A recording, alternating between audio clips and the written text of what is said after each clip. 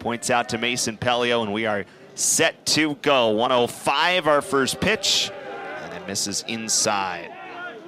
Well, this lineup, top to bottom, Eric, prolific. As a team, Louisville hitting .323 this season, a huge reason that they've won 18 of their 23 games. Top 10 of the country in a lot of offensive categories. This is to center field for Barry Walsh. And one down. Brings up Metzinger. Had himself a day yesterday. Metzinger, 3 hits, reached base 5 times. 3 runs scored, an RBI, 2 stolen bases as well.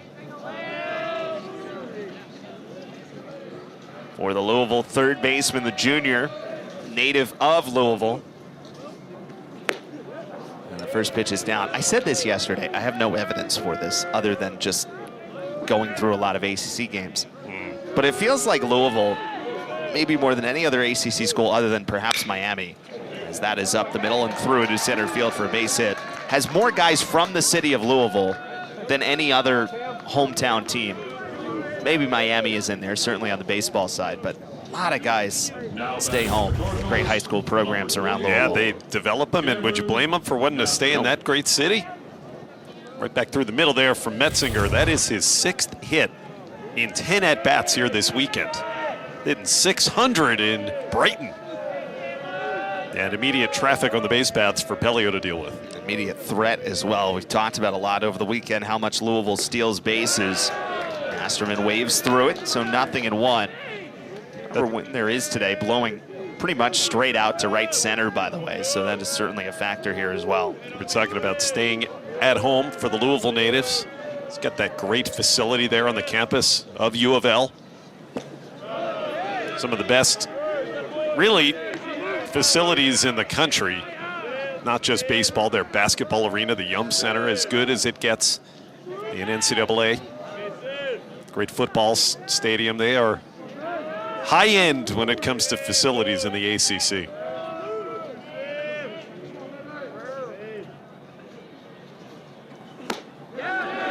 One missed high, and on appeal, Masterman did not go around.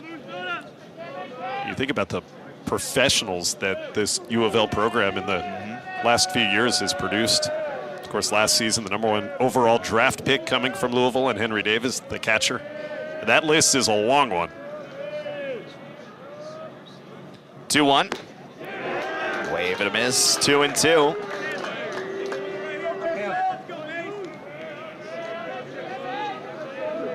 There's Henry Davis, 1st overall. Detmers, go back a year, top 10. All of that just in the last 5 seasons. 2-2 missed high. Brendan McKay certainly stands out as well. I think Will Smith. Yeah, Will Smith, you saw at the bottom of that list, has turned himself into one of the best catchers in Major League Baseball.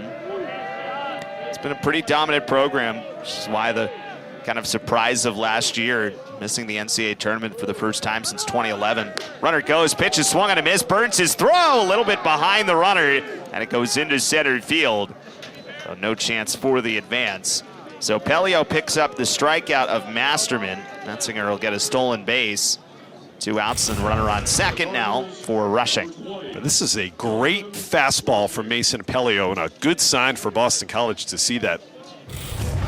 That's a really tough hitter that he just got to swing through that pitch in Cameron Masterman.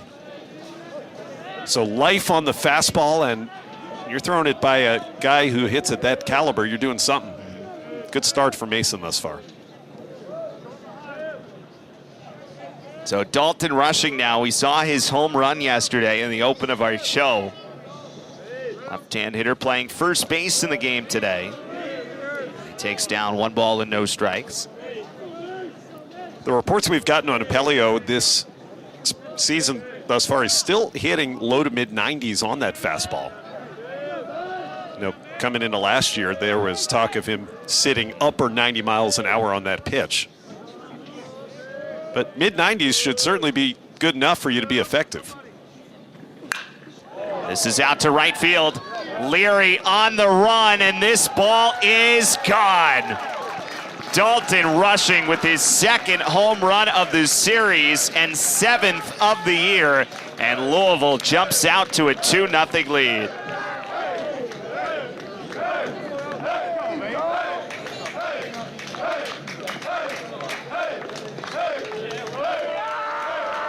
And this lineup is so unforgiving. They will not let you get away with mistakes. Watch where this pitch is.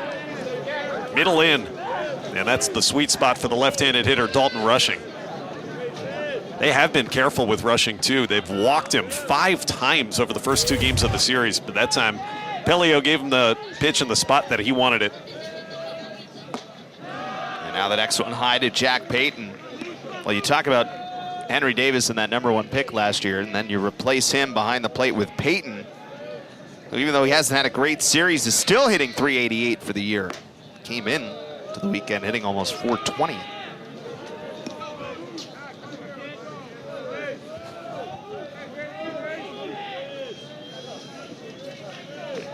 So 2 balls and no strikes from Pelio.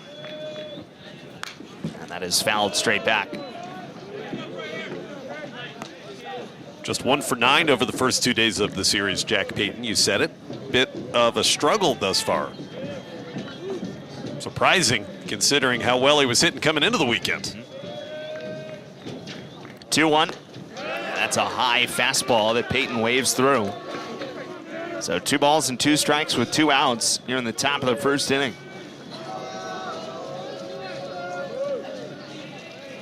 Eight-game hitting streak came to an end on Friday night. 2-2. Breaking ball. Payton stayed in on it. That fastball curveball combination is a really good one when he's got the command of those pitches, and the big reason that, as you said earlier, he was last year the preseason pitcher of the year in the ACC.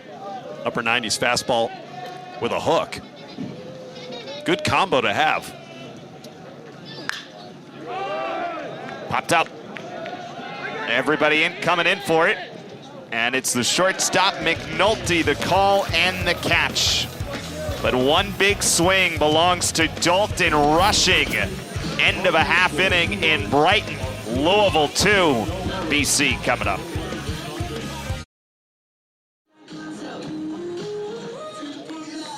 So Dalton rushing after really a crucial home run in yesterday's game to get Louisville back into the lead. Has another one here to put Louisville up 2-0. And this is the lineup that Boston College will throw out to try to get back in it. Same order they've had the last couple of days. Honeyman, Leary, Gold, Vetrano. Mike Gambino loves that top 4, says he can match up with almost anyone with those 4. Then Landwehr, who's been good. Burns has had himself a nice series at the plate. Roach with his first RBI yesterday with a double. McNulty a key double in the late innings. And Barry Walsh in the 9 spot. And that lineup gets to face another really solid arm for Louisville, and another lefty solid arm at that. Riley Phillips getting the ball for the Cardinals today. You see the numbers, 2.52 ERA to start this season. As he makes another start here for Dan McDonald's team. Out of Godfrey, Illinois at Alton High School, this sophomore, who has thrown a quality start in each of his last 2 against Michigan and Notre Dame. 6 innings and a combined just 3 earned runs between the 2. The defense behind him today, Masterman, Usher, Humphrey, same outfield, Metzinger, Knapczyk, Beard, and rushing the one change over at first base with Payton back behind the plate. You saw the numbers for Phillips, and the one that stands out to me, 27 strikeouts, just 7 walks in his 25 innings of work. So he's got good command, obviously attacks the strike zone, and the numbers speak for themselves. Just 7 earned runs in those 25 innings. Tough customer again for the BC lineup to have to deal with. A lot of really good arms this Louisville team throws out. We know about the offense. We talked about it all weekend, but boy, these arms are impressive. And Travis Honeyman takes outside to start. 1 ball and no strikes.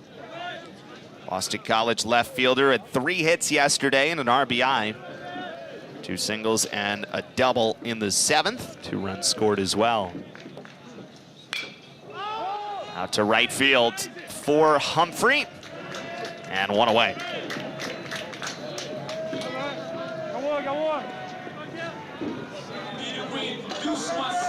Here's Cameron Leary.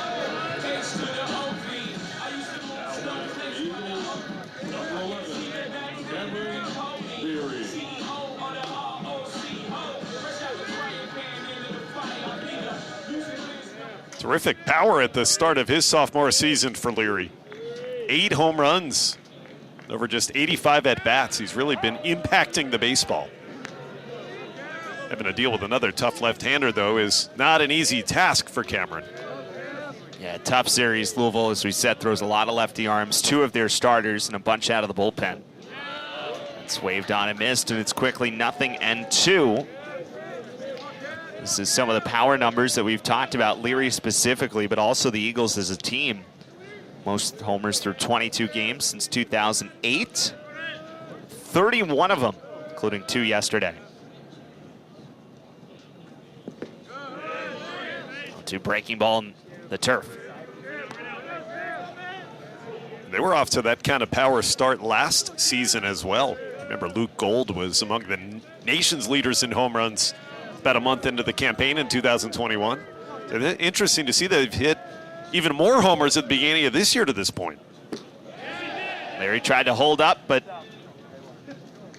he did go around, called at the plate. Everybody was looking for an appeal, but Brian Miller had already called it. So 2 away, first strikeout for Riley Phillips. Well, Brian Miller says it was a swing. Let's see what you think. Certainly looks like he went. Yeah. The home plate ump says, I don't need any help.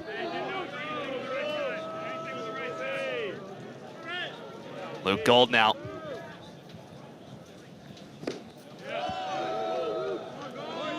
Big home run yesterday, Eric. We showed it in the open. Game-tying shot in the 7th inning.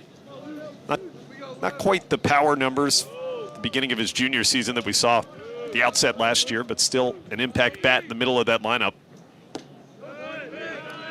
1 ball and 1 strike. Here's the home run. That Gold hit again to tie the game for Boston College in the 7th.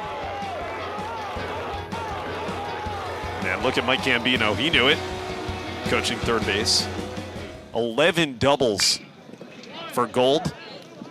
And that is off the glove of Knapczyk. And Luke Gold reaches on an infield single with 2 out.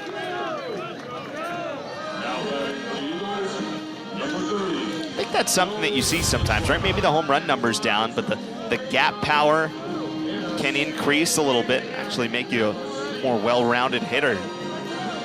Tough play there, moving up. Yep. For Knapczyk to his left. Probably one he'd tell you he should have played. Might not have had a play anyway. Gold runs pretty well. And I think the other thing with Luke Gold, too, with the home run totals being down a little bit, he's getting more respect this season from every team that faces BC. Pitched carefully, he's not going to see as many good pitches to hit deep. And the reality is that one was bounced to first. That's why Vetrano becomes so important, because you don't have Fralick and Morissette around him in the order anymore. So you need to rely on the Vetrano and Cameron Leary in front of him as well. So Gold on first with 2 outs.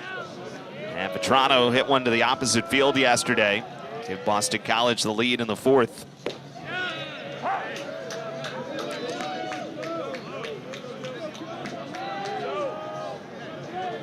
Phillips has been really good, just kind of limiting damage with runners on base. Opponents hitting just 167 against him this year.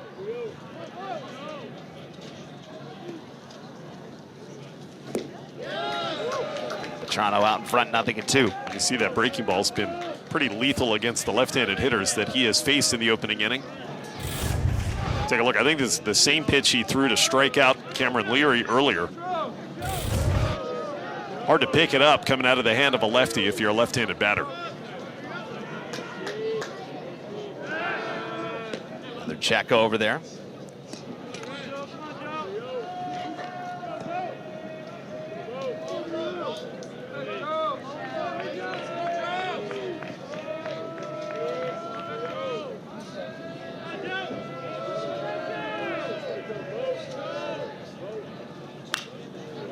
Little number left side, but into the Louisville dugout. That one Phillips got away with.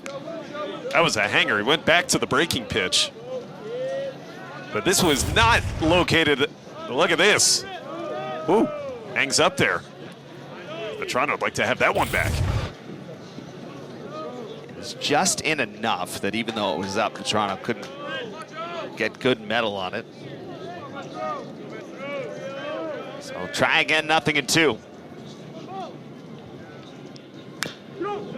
Toronto again keeps the at-bat alive. 348 this year in his sophomore season. He has pitched a little bit this year, but last year it certainly was a more heavily used on the mound. This year it's been certainly more at the plate. And he has forced Mike Gambino's hand, keeping him in the lineup every day. 0-2.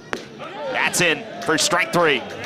On the outside corner, and 2 strikeouts for Riley Phillips in the first inning. He strands gold.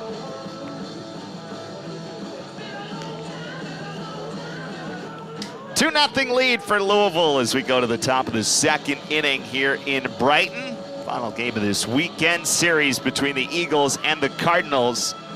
First trip up here for Louisville since 2018. It's been a while with the pandemic, kind of changing schedules and common opponents and home series over the last few years. Levi Usher will lead off for the Cardinals as Louisville continues, after not being picked in the preseason national polls and the first time what felt like forever, reestablishing after the sweep of #1 Notre Dame last weekend. Now winners of 15 of their last 17 games. And Usher waves through it.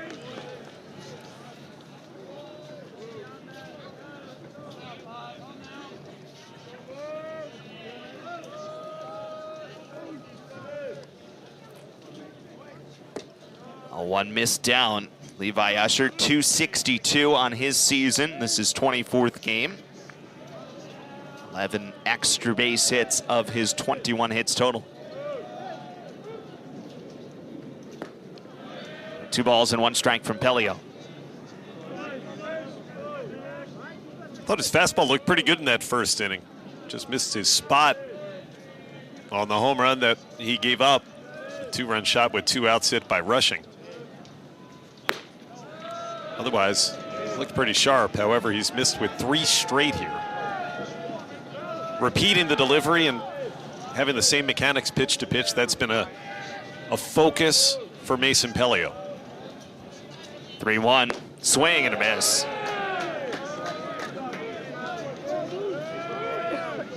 It's where you still see that fastball. You can get up there and get a swing and miss. Yep, batter knows it's coming. 3-1. Still couldn't catch up to it. 3-2, got him. Second strikeout for Pelio. A lot of fastballs in that at-bat. And Pelio wins for the first out. Yeah, nothing but. This one is probably ball 4. But Usher going up the ladder to chase. You talk about repeating deliveries and having sound mechanics. It's harder for a big, tall pitcher like Mason Pelio. There's more parts in motion, right? Swing and a miss by Beard. And I think that's one of the points that Kevin Vance was making to us, that about the velocity point as well, and that the velocity for him as he continues to work back is not going to come from a place of having to work harder. It's a good-looking breaking ball, and it's 0-2. But by repeating the mechanics, by continuing to have the right sequencing, that's all what's paramount to throwing harder as he continues to work through games, and he can get up back towards that 100 number. 2 fastball missed up and in.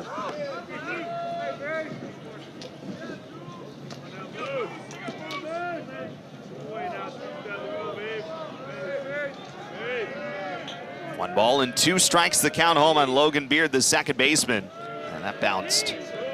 2-2. Beard, who walked twice and a sacrifice fly in the 11th inning as well yesterday after a 2-hit day on Friday night. 2-2. On a line to right. Leary for the second out. Well, you were talking about Louisville not given a lot of respect preseason. The projected standings in the Atlantic Division here, as Louisville was picked 4th behind the Wolfpack, the Seminoles, and the Fighting Irish. However, they have outperformed those projections, suffice it to say, about a month into the season.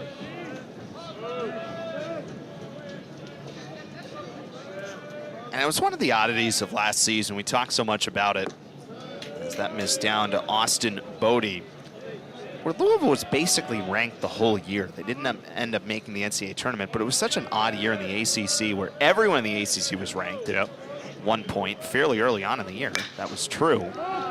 1-0 golfed out to left field for Honeyman. And a nice bounce back 1-2-3 inning for Mason Pelio, who's been sharp outside of one bad pitch. 2-0 Cardinals through 1.5. Bottom of the second inning, you're looking out at the Pete Frates Center, which was officially dedicated yesterday, a ceremony that probably was due to happen last year, but of course due to COVID wasn't able to happen until yesterday. And Pete's family was here. You see his daughter Lucy there, his wife Julie, his parents as well, who were there for that dedication. And really nice ceremony before the game. And there we saw that was during the game. And Lucy was a little bit of a good luck charm for the Eagles right after they were on the field and gave some high fives to the team. The Eagles scored their 3 runs in the 4th inning to take the lead at the time.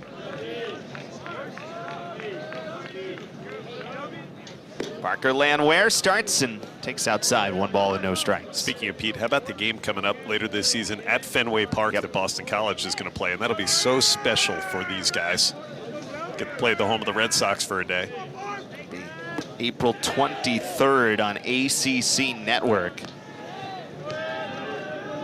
Eagles and Virginia Tech. The annual ALS game, but getting to play it, as you said, at Fenway Park for the first time in a couple of years. The 1-1. Missed outside to Landwehr.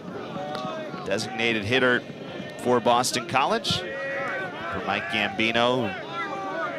Frates Center is really a game changer in terms of this program, in terms of recruiting, in terms of being able to practice and prepare in the off-season. And even early in the season, when you need the indoor facilities, baseball and the softball programs, Mike's such a big part of that. And he's also been such a big part of making that Pete, the push for ALS, kind of ingrained in the culture of the program. You talk to Coach Gambino, he'll tell you there's not a day that goes by where at some point Pete Frates doesn't cross his mind. That relationship was so special for him. Pete still means so much to this program. Very appropriate his name should be adorned on that new facility. Absolutely.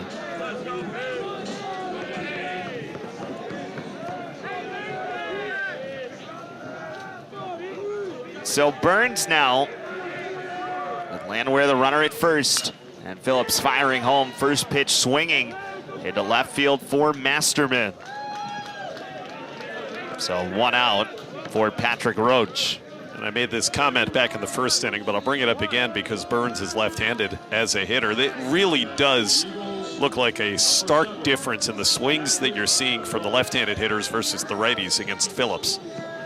Righties have made good contact. Even Landwehr there, good at bat, worked the free pass. The left-hander's having a hard time, and that swing there from Burns is kind of defensive.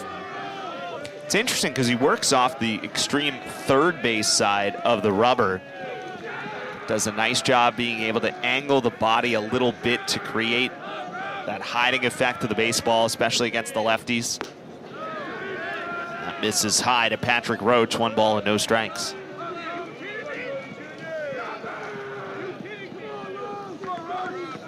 That is the extreme third base side of the rubber for sure. Barely touching the rubber with his toe there. But he's legal.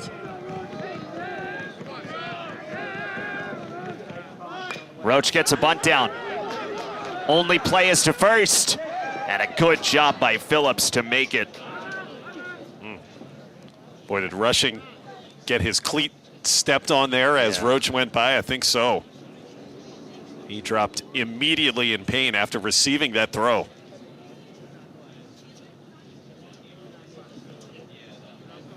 Boy, this is a scary moment here for Louisville, as important as rushing is to their team. Yep. And you can see noticeably in pain, certainly hoping that he is okay. Bunting for a hit, I think, here was Roach.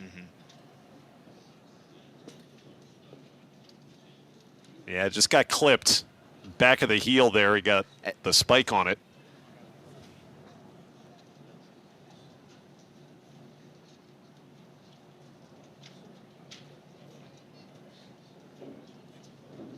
Yeah, it looked like it twisted a little.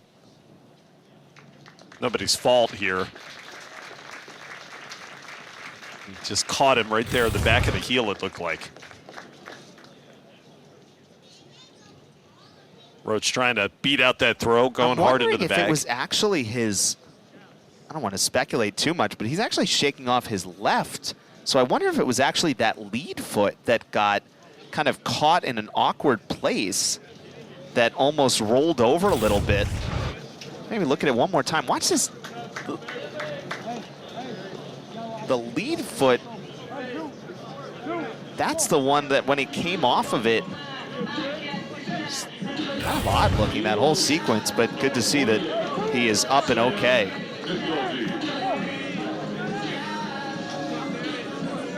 It's a good catch by you. And you're right, good news that he's okay. I'm sure that as soon as you feel that, you get scared as an infielder. Especially in that case where, you know, it's non-contact, as it kind of turns out. Kind of an odd sequence, but good that he is okay. And a strike call to Sam McNulty. Freshman shortstop for Boston College with the runner on second base and 2 outs. McNulty, who doubled to lead off the 7th inning. As part of that 3-run inning, capped off by the Luke Gold home run, which tied the game.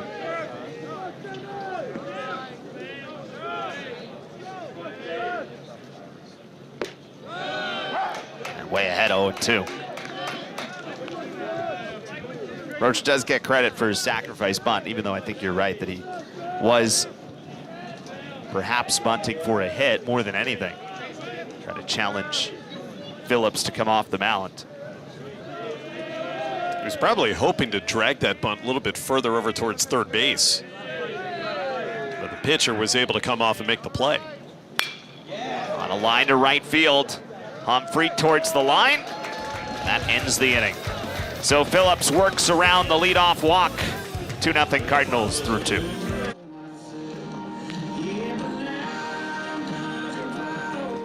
Two 2-0 lead for Louisville over Boston College here in the top of the 3rd inning. Well, Dalton Rushing, as we talked about yesterday, this was the 3-run homer in the 5th, which gave Louisville the lead.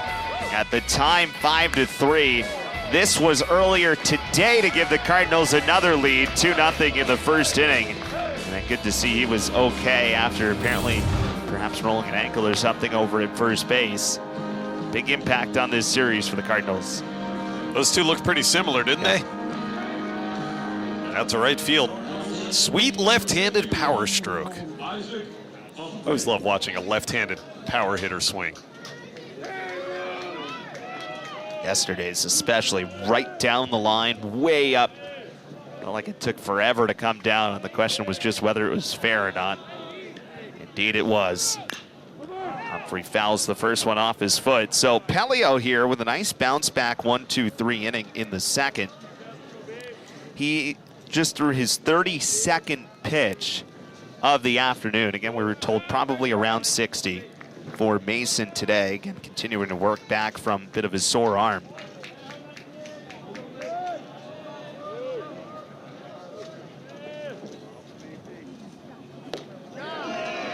It's a good-looking changeup. I was going to say, it's been almost exclusively fastball, curveball thus far.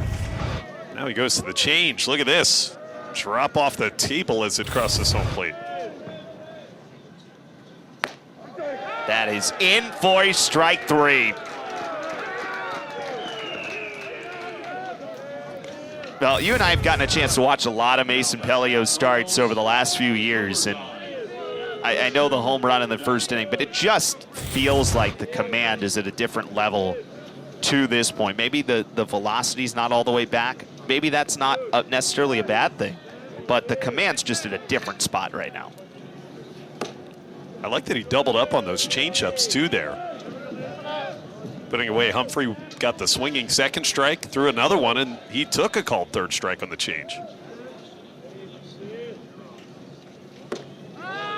Get changeup happy to left-handed hitters. So 2 balls and no strikes. Last inning was the fastball inning. This is the changeup inning. Knapczyk line to center his first time. And ahead 3-0 in the count.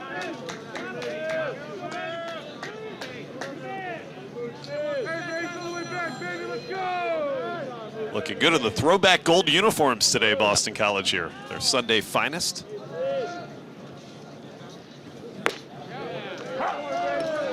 Strike. Something about that gold when the sun is shining, right? Looks really good out there on the diamond. The old school BC logo as well. 3-1. Foul ground for Roach, but does not have a play.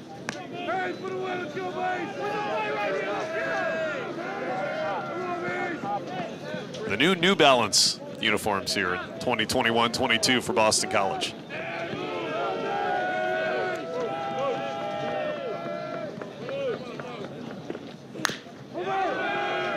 At bat here by Knapczyk after Pelio worked back from 3-0 to 3-2.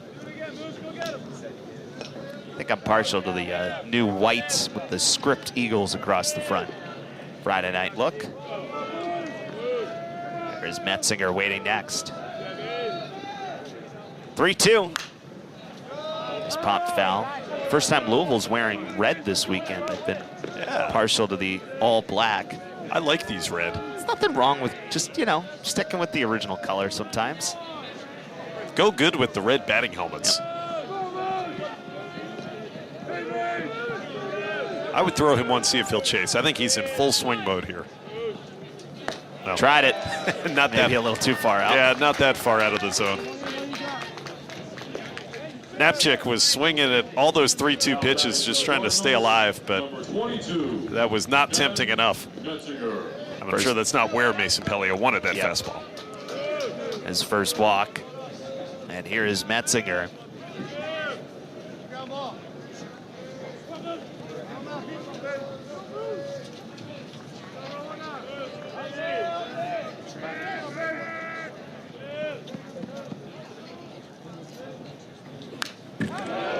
That's fouled back to the net. Metzinger single, stole second, scored on the home run.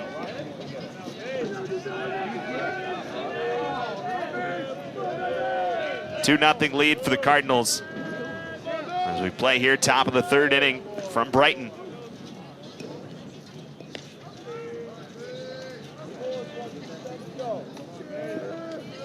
Knapczyk, third in the ACC in stolen bases this year, 11. It's 11 for 13.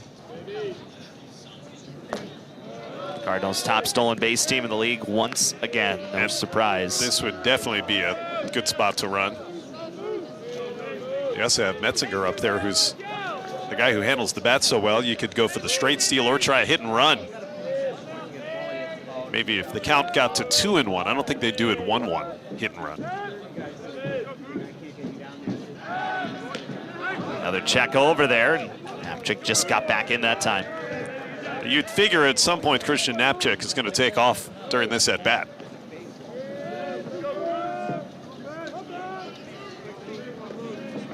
Gets out into that lead very early.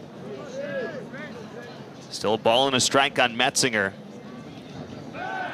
Pelio, another check over there. That's a pretty good move, and that lead is big enough where you could pick him off. You could get him out.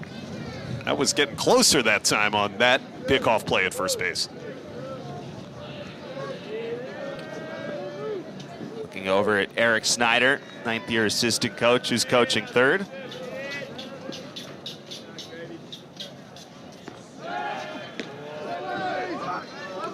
Just making sure he's not going to get too big of a jump if and when he goes.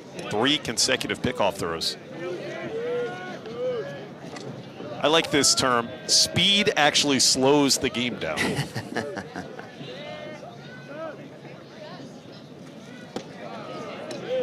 Now 2-1. I think this is really a hit and run count. See if Coach McDonald decides to do it.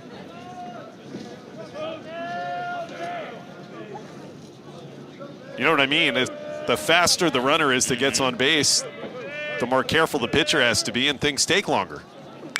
2-1, swinging away, fouls it off into the netting back and right. It would seem antithetical. The faster the base runner, the slower the game would go, but it really is that way oftentimes. Some major philosophy coming over from that side of the booth. It's my Sunday best. Well, you're not wrong.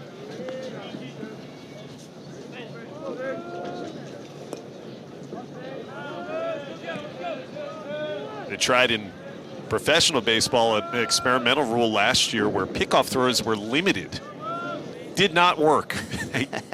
Got rid of that rule quickly. There goes the runner. Pitches high, throw to second, bounces through. So Knapczyk does have the inevitable stolen base.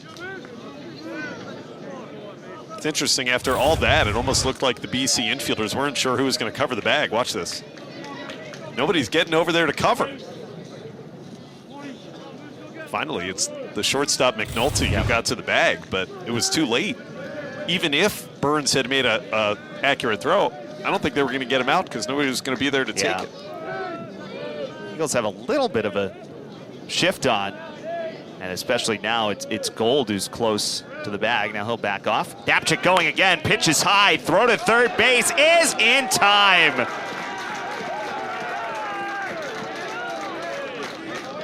And Louisville, I think, is going to ask for a challenge here to see if they may not. One thing we've seen in this series is the players have asked Dan McDonald to challenge quite a bit, and they have not been right on any of the ones they've asked for to this point. That one looked. Yeah, I don't think they were going to be right on this one either. Watch the tag, right on the hand, definitely out. See if he was sliding out to the wide side if that got in, but that did look pretty clear. So it was a walk on Metzinger. Second in a row for Pelio, but the caught stealing at third base is the second out of the inning. And now strike one of Masterman. Now that, I don't think was a good time for Knapczyk to go. 3-2. Good chance that a hitter like Metzinger is going to reach anyway. That was a gamble not worth taking, and it backfired on him. And the pitch ended up being up and in and ended up being in a perfect spot for Peter Burns to throw. Yeah, there's aggressive, and then there's sometimes being a little bit careless. May have run themselves out of a chance for a big inning. 1-1. It's pop foul. 1 ball and 2 strikes. Masterman had himself quite a day yesterday. Starting in the field, this play in the second inning over towards the sidewall, a wonderful catch. And then this was the hit. Ends up being the game winner in the 11th to help start the Louisville rally. Elio just missed with a 1-2.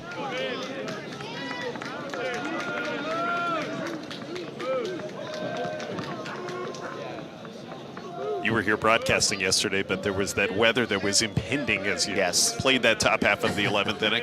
It was top of mind. Louisville was thinking, we better get a rally going here. That was a great game, though. Back and forth. Teams traded punches.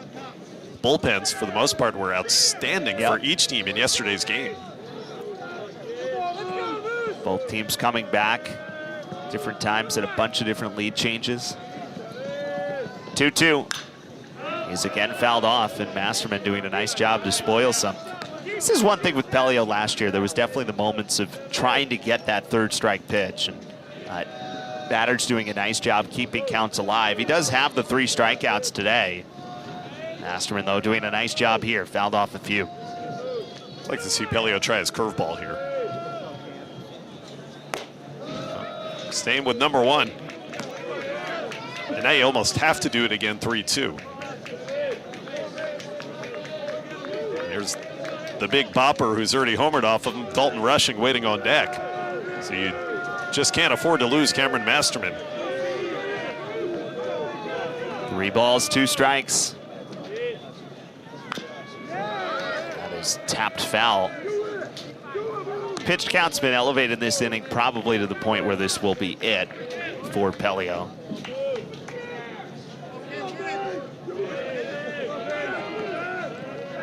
It's up to 57 pitches now. Told about 60.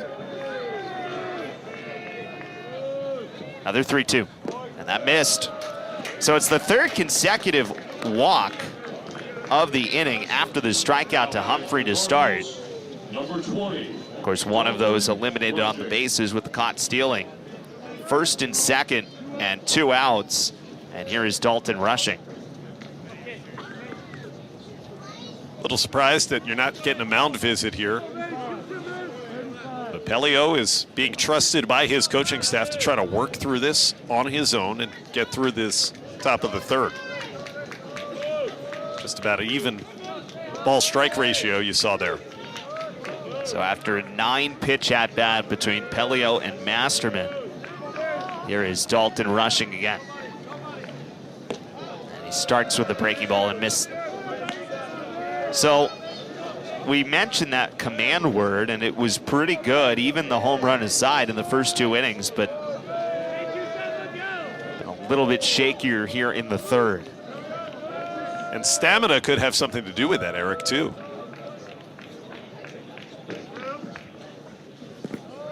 Back to the breaking ball again. It's 2-0. Trying to go deeper into an outing than he has this season. Mason Pelio being stretched out and maybe feeling it a little bit as he approaches the end of the outing. It's his first time trying to complete 3 innings. Threw 49 pitches last time out in 2 innings against Virginia.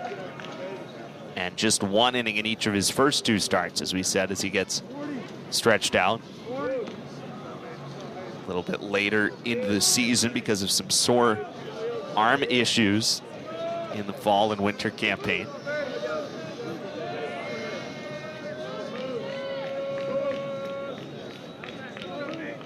Two balls and no strikes.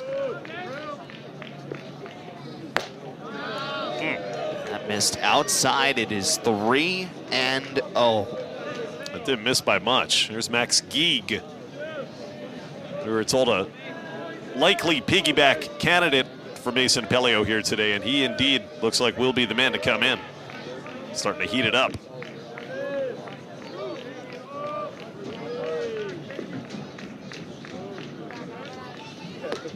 And he walked him. So a 4th consecutive walk. And the bases are loaded for the Cardinals here with 2 outs for Jack Payton. Now batting for the Cardinals, number 33, Jack Payton. And Kevin Vance, pitching coach, will indeed come out here and have a chat with Pelio as he continues to throw. We were told around 60. He's at 63 right now. Yeah, and it looks like BC is very much intent to allow Mason Pelio to finish this 3rd inning on his own. The fact that Geek didn't get up until just a few moments ago would lead you to believe they still want Pelio to get through this if at all possible. Who knows, maybe Coach Vance noticing some mechanical adjustment needed here. Something that's gone amiss with the pitching out of the stretch over the last couple of hitters that he can correct. Could also go back to the windup here if you wanted.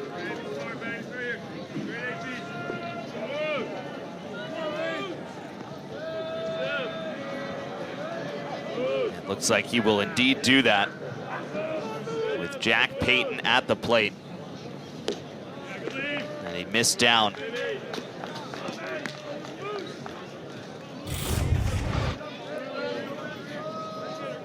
You see Metzinger hopping off of third.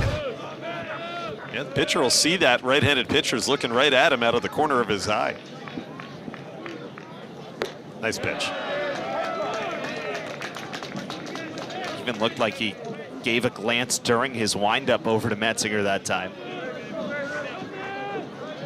So 1 ball and 1 strike. 2-0 lead for Louisville here in the third. Sorry, Eric. That 1-0 was the best fastball he's thrown in a few hitters.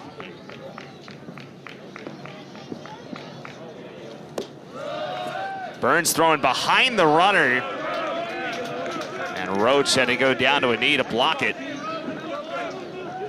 Well, Metzinger is just daring Boston College to do just this by taking that huge secondary lead. Nice job over there by Roach. Blocked that like a goalie to make sure it didn't get by him.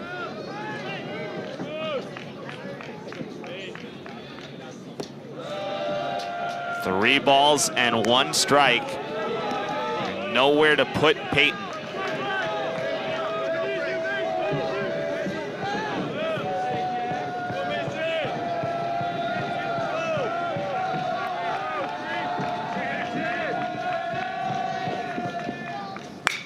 Lined up the middle and a base hit. Metzinger scores. Masterman coming home as well. A 2-run single for Jack Peyton. And the Cardinals take a 4-0 lead.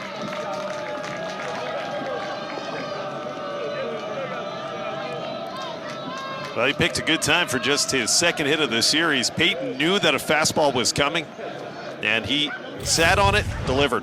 3-1 pitch, had to be a strike. Now that's a really nice swing. Runners in motion on contact with 2 out. And so pretty easy for 2 men to come on in and score. And that will do it for Mason Pelio. So 68 pitches is the limit. And Mason will exit. Looked good in the second, and then kind of came apart for him here in the third. Max Geig coming in for Boston College. And Louisville up 4-0 here in Brighton.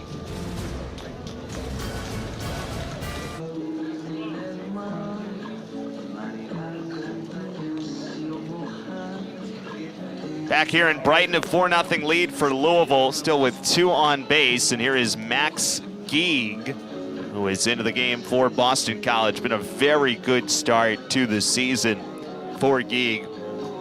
Making his 6th appearance of the year, 2.16 ERA to this point. Was especially good in 3 innings against Northeastern in the midweek with 3 strikeouts, and then 3 scoreless innings against Miami a couple of weeks ago in a similar piggybacking role. So Geig into the game, just 2 earned runs allowed this year in 8 1/3. Boy, it's really been a nice bounce back season thus far for Geig. Boston College has always really loved his stuff, Eric. Just unable to record outs consistently up until this year thus far, where he's really found something that's clicked. And as you said, he can give multiple innings here. This is kind of like a piggyback situation. He could go 2, 3, if not 4 innings, potentially today, if that's the way that the BC coaching staff wants to go. This is where we've been so far, a 4-0 lead for Louisville. Metzinger rushing and Peyton all contributing for the Cardinals. And now Levi Usher still with 2 runners on base and 2 outs. And remember, this inning could have potentially been more had it not been for the caught stealing at third base by Peter Burns on Napchik. Usher now from the left side. He gets him to swing through strike 1.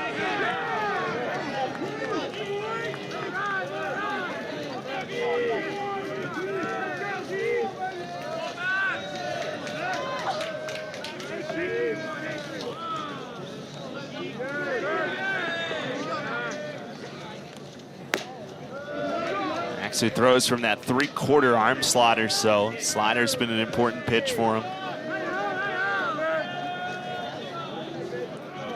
About 92 to 95 with the fastball. Can mix in the changeup as well.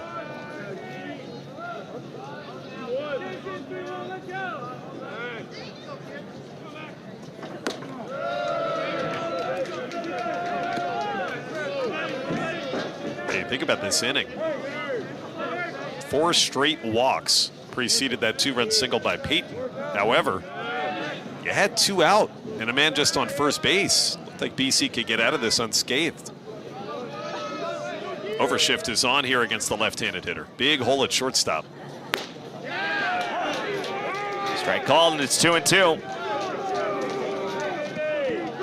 Not quite the full overshift.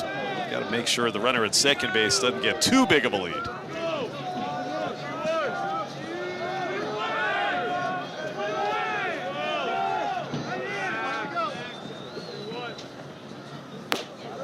Missed outside, so another 3-ball, 2-strike count.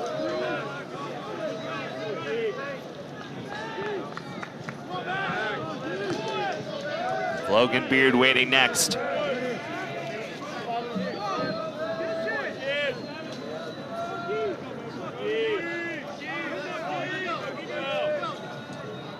The 3-2, swing and a miss. So Geek comes out of the bullpen and strikes out Usher, but not before the Cardinals managed 2 runs on the 2-run single from Jack Payton. 4-0 Cards to the last of. Well, the 2-run single by Jack Payton breaking this game open a bit. 4-0 is the score as we go to the bottom of the 3rd inning, and Barry Walsh will bat for the first time against Riley Phillips. Hey, that was a long wait between pitches here for Riley Phillips, which sometimes impacts a starting pitcher, especially a young one like Phillips. See what happens. I mean, he was in that dugout for a good, 25 minutes or so.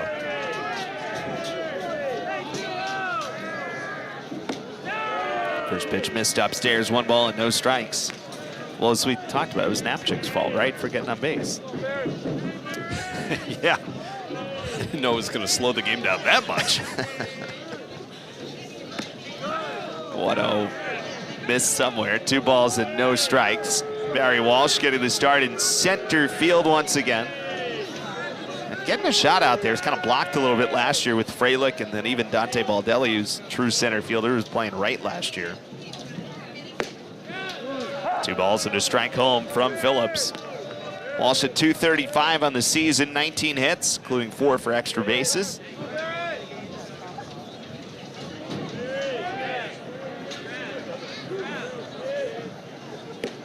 Two 1 is taken for a strike.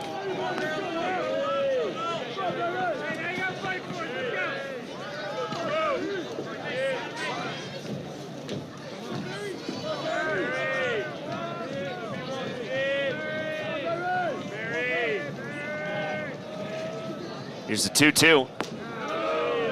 That's 3 balls and 2 strikes.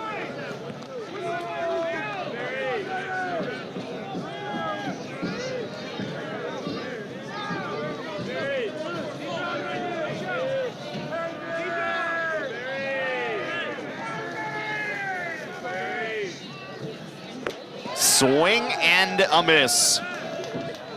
3rd strikeout of the game for Riley Phillips. And 1 down for Honeyman. 3-2 fastball right there. Walsh just unable to connect. Didn't want to walk the leadoff batter. Now with a 4-run lead, Phillips just said, here it is. See if he can hit it. Doing a nice job so far as Riley Phillips. This is his first year as a starter. Last season, just about all of his work as a freshman came out of the bullpen.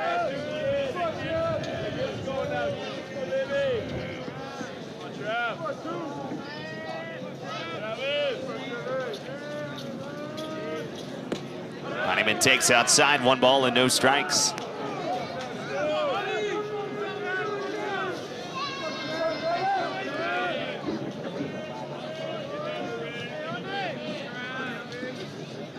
Everybody stayed square after that first pitch, but then once it came in, 3 over on the left side now.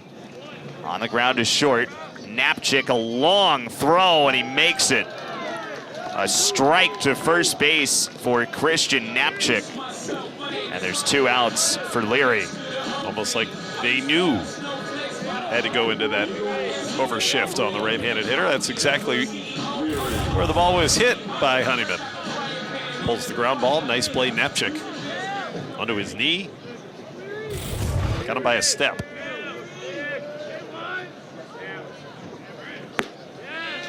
Leary takes a strike in the outer half from Riley Phillips.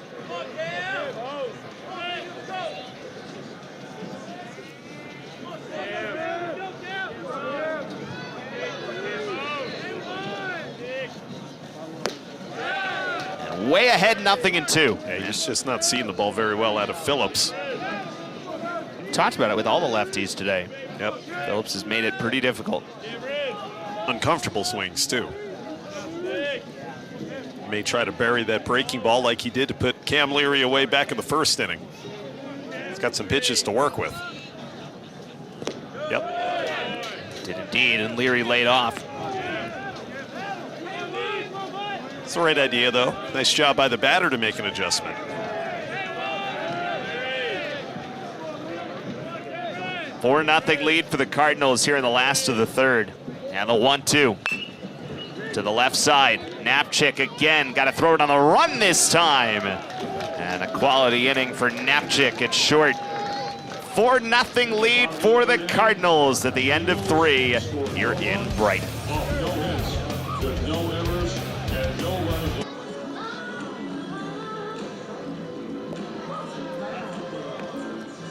4-0 lead for Louisville in the top of the 4th inning. The song says what's going on. Here's what's been going on to this point. Dalton Rushing, 2-run homer. Back of the first inning to give Louisville the lead, 2-0. And then Mason Pelio settled in during that second inning. Got a couple of strikeouts, but eventually in the third, the command left a little bit. And the Cardinals taking advantage with Jack Payton going back up the box. Yeah, that was after 4 consecutive walks. It was bases loaded, 2 out, and Payton jumping on a 3-1 fastball that he knew was coming. So 68 pitches for Mason Pelio, and now Max Geig continuing on the hill for Boston College. So Geig, who came in, got the strikeout of Levi Usher with 2 on base, can settle in to a full inning out of the pen. And first pitch to Logan Beard into shallow right for Leary. So 1 pitch, 1 out in the 4th. There is Austin Bodie. Now batting for the Cardinals, number 28, Austin Bodie. Bodie, a freshman from Columbus, Indiana.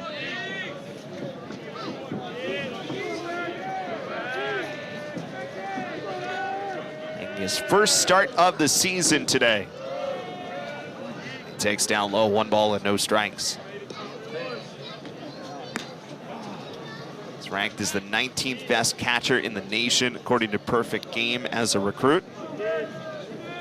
Louisville seems to have mastered this catching thing. I was going to say, Will Smith, Henry Davis. Mr. Payton's doing a pretty good job of it this year. And here's the man waiting in the wings.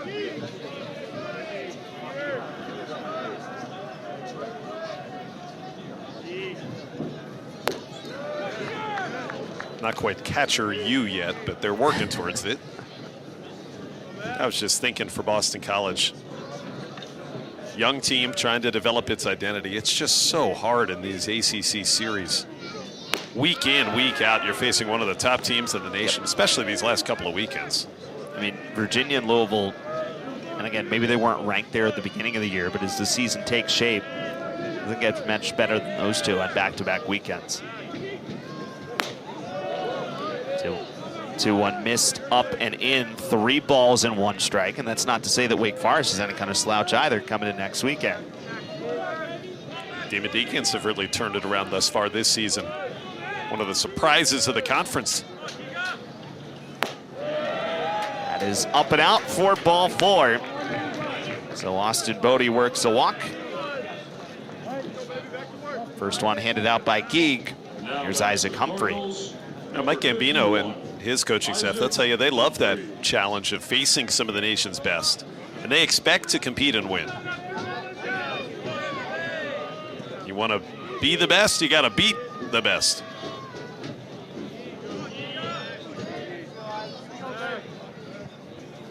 I think I've hit my quota of aphorisms for the day. Is there a checklist you're going down? Turn it off. We still got a little bit of baseball left to play. I hope you're not out yet. I have to get creative.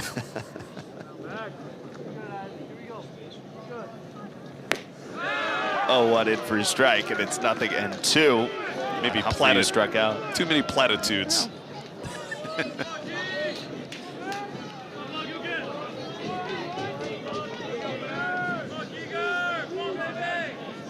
Bodie, the runner at first base, 0-2, is fouled off.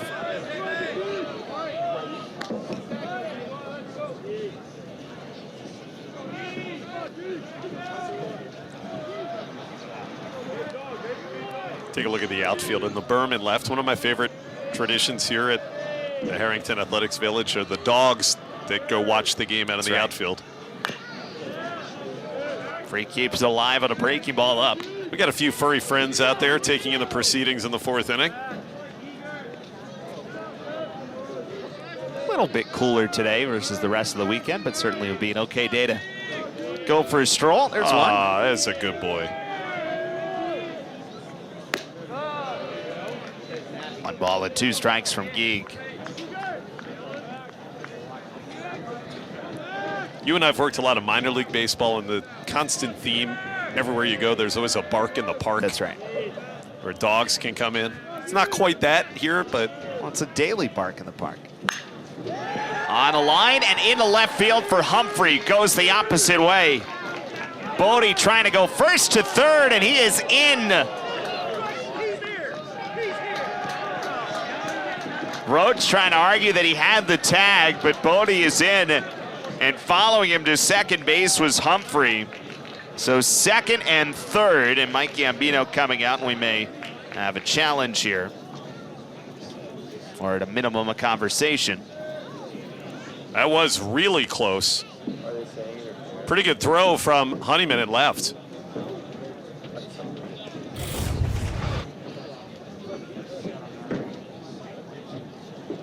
And yeah, he is out, and I wonder if the question there is whether they were saying that he was blocking the bag. Yep, that's the signal there from the third base umpire, Craig Barron. You saw him put his hands up. He didn't make a call. He put his hands up to say obstruction. Watch this. Yeah. 2 hands up in the air like that. Ball is dead. So he gets third base because of that obstruction there from the third baseman. Roach taking the throw. Watch this. Knee blocking his path to the bag, and I think that's the right call. Yeah, I do too. Otherwise, he was out. Replay clearly showed there the tag was before the hand got to the base. I understand the argument here from Mike Gambino, but I think that appeared to be the correct decision from the third base umpire, Craig Barron. You have to give the base runner a path to the base. So that sets up second and third with 1 out for Louisville. And Mike Gambino continuing to plead his case, and now we're going to get a conversation with all the umpires.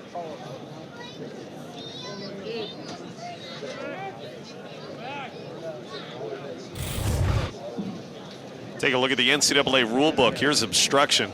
Can't block a base without clear possession of the ball. Great job by Sabu on our graphics back in the production room. Yeah, that would certainly seem to hit that definition right there, right? Roach didn't have the ball yet. His knee prevented the base runner from sliding in cleanly. Again, when you see Roach go down to a knee like that as well, and he is also clearly there before the ball came in. Now it ends up being a perfect throw, and the tag applied as we talked about. And again, this is one of those where the umpires come together, and now they are going to go take a look at it.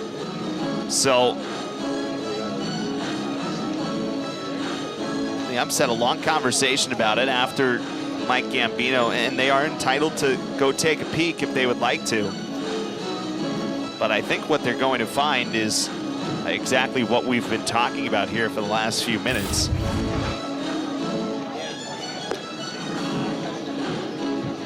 Now the ball is, as I watch that again, the ball is in Roach's glove at the moment that his knee blocks the path.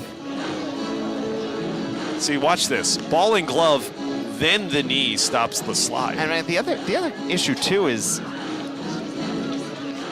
he is kind of off the base when he does catch that ball. Now, as the rule just showed you, it is about the path.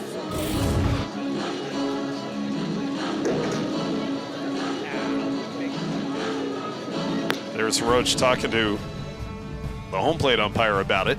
This is what is reviewable in NCAA baseball. Fair or foul, home run, or ground rule double. Whether or not a fielder made a catch. And then the interference plays, which is what we're talking about right here. Interference by a runner or by a spectator. So I guess that's not what we're talking about. I like how those two are in the same category. Yep. Have you seen that rule that the Savannah Bananas had been playing with last year? It's my favorite rule that got tried in all the experimental ones that were being put in minor league baseball. The Savannah Bananas, which play in a college league now these days in Georgia, if a fan catches a foul ball, the batter is out. Now, is it only like does it matter what team that fan was rooting for if that the player was out? Or I'm not well versed enough on the rule to know the answer to that, but I just love got to be the alert idea there. It's up in the air. Oh, wrong team. I'm not catching this. Yeah, you want to talk about a true home field advantage. Start going to hire people to show up to games to make sure they can catch. That's right. You think these folks would be able to help out Boston College here today if they brought a glove? Some of them. I bet that young man would.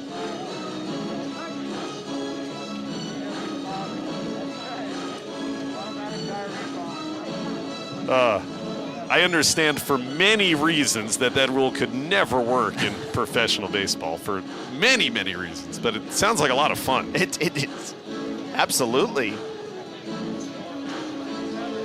While we wait, and we take a look at what is on the horizon, we didn't talk about, outside of Wake and all the ACC games, it's a very difficult opponent with UConn in the midweek on Tuesday. It's become a pretty consistent NCAA tournament team. Merrimack as well on Wednesday afternoon. We'll have that for you right here on ACC Network Extra. And then over the weekend against Wake Forest, Friday night and Saturday on Extra, and then Sunday on ACC Network. Gregory Street, Thomas Newsom back out after a long look at it.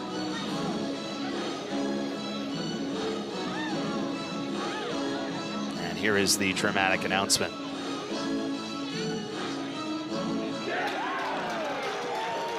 How about that? They're going to change it and say that he is out at third base. I think, Eric, what it was at the end of the day, the reason they could overturn that out call is because of the fact that Roach had the ball in his glove when the contact with his knee occurred. Watch. Ball in glove now, then the base runner slides into his knee. So the obstruction is kind of nullified because of the fact he had the ball. It's almost like a catcher blocking home plate. Yeah. Once you have the ball, you can do whatever you want. So now Dan McDonald getting an explanation from the umpires, trying to explain what they just saw. That's the second inning in a row that Louisville makes an out at third base. And in the end, give some credit to Honeyman for the throw from left field and Roach for the tag. So it now goes down 7-5, and now Dan McDonald is going to get his side of this in, and understandably so, as the actual play took place almost 12 minutes ago now. And Max Geig is just playing catch with his shortstop. Yeah, he's been out there for a long time.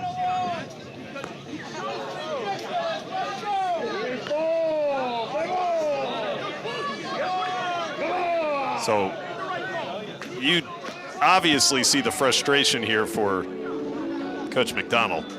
He doesn't like at all the fact that they thought they had it one way, had to take a look at a replay for 3 or 4 minutes and then change their minds on it. He said, you had the right call to begin with. So I've just been told what the ruling was from the replay room, and we're being told that the ruling was that Roach was getting pulled into the middle of the infield with the throw, and he is allowed to go to the middle of the infield to play that ball, so that's why there's no obstruction. So they are saying that if the throw had been more on target, maybe there is more of an obstruction, but because the throw pulled him a little bit to the middle of the infield, he is allowed to go the way to the ball to make that play. That's the explanation that we're getting from downstairs and why they decided to overturn that call. I'll be honest with you, in all the replays we saw, I think it would have just made more sense to say that he had the ball in his glove. It's not like the throw took him that far into the base runner. Maybe half a step. Boston College will take it. And again, you understand why Louisville was so upset about that ruling. So Napchik now 1 ball and 1 strike from Geeg, again after a long time. Kind of waiting around through that whole sequence. It ends up benefiting Boston College by way of the second out of the inning. And that out recorded 7-5 at third base.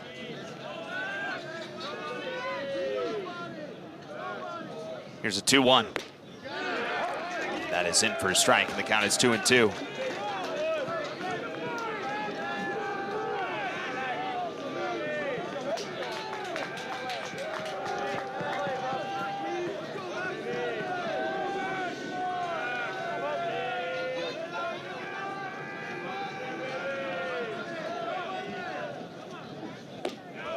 It's down low, so another 3-ball, 2-strike count.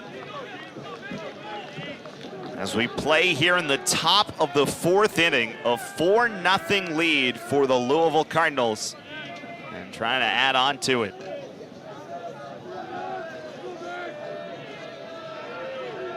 Runner on second base is Humphrey.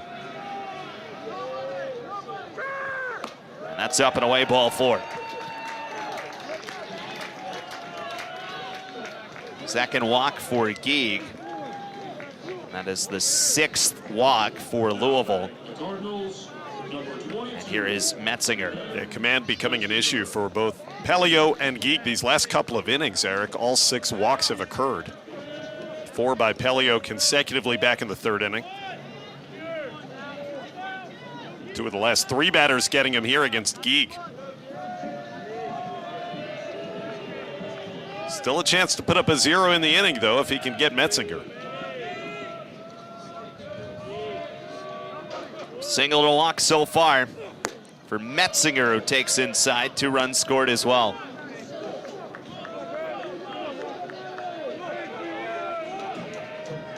Humphrey on second, Napchik at first.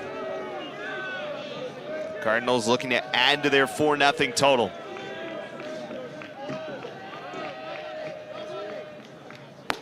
And it's 2 balls and no strikes.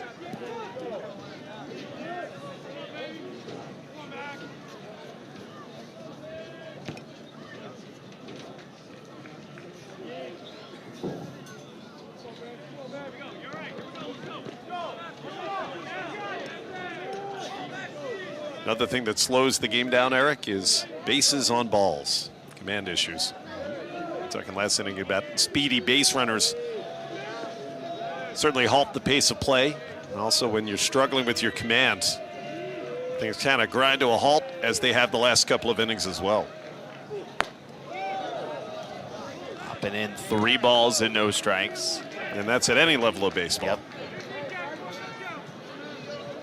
And it's worth noting the kind of the length of time that Geeg was on the mound there as they looked at that last call.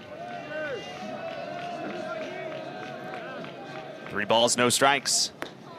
And that's at the knees for strike 1. Here's Evan Moore beginning to throw in the Boston College bullpen, just getting up for the junior.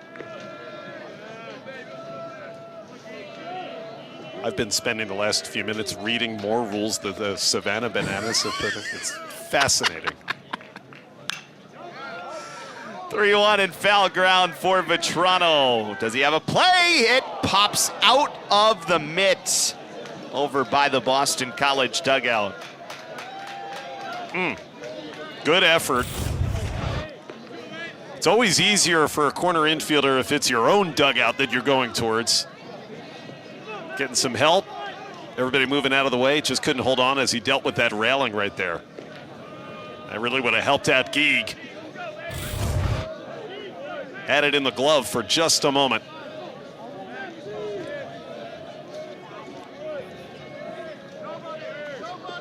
Three-two again, runners go. And the pitch is swung on and missed. Big strikeout for Max Geig. Needed that one. And he strands two. So after all that, Geig posts the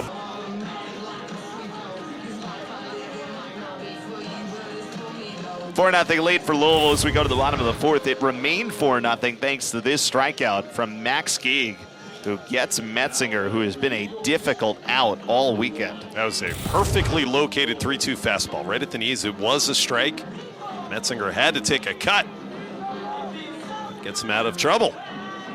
Another long wait between innings for Phillips. It's 2 times in a row. He's had to sit in that dugout while his offense was doing its work. It's 23 minutes before he is back to throwing another pitch, and he throws a strike to Luke Gold. So Gold, Vetrano, and Landwehr for Boston College here in the last of the fourth inning. 4-0 lead for the Cardinals, and Gold nubs one foul off the end of the bat. You want to hear some of these rules? Yes, Savannah? I do. So you talk a lot about pace of play in baseball as we've been here. This is they've the figured Bananas. it out. Yeah, the If you're just Savannah joining us. Bananas. Yep. They're a college summer team in Savannah, Georgia, who, by the way, have sold out every game for the last few years. All right. There's a 2-hour time limit for the game total. The batter is never allowed to step out of the box. Love that one. A batter can steal first base. Mechanically, I'm not quite sure how that works. And there are no walks allowed. Yeah, that's the one that No 2 walks. balls and 2 strikes. Pitchers must love it. I don't. Yeah, I don't. How are we doing? How? My question is how. I'd have to dig a little deeper. Okay. Here's a 2-2, and a swing and a miss. So Gold down on strikes. 4th strikeout for Phillips, and 1 away for Vetrano. Pretty nasty pitch here. Watch that one just dive down. Lands in that left-handed batter's box. Gold didn't recognize it was going to be a ball and swung at it. And finally, the last rule they have listed is the one that I had brought up this topic to begin with. If a fan catches a foul ball, it's an out. That actually seems like one of the normal ones compared to some of the others. Pitch is fouled off by Vetrano. So should we mention this with Vetrano, who's coming up, is that music to New York, New York. And that's a choice in the city that Joe now is calling home. Of course, the Long Island native. Pitch is in for a strike, and the count is 0-2.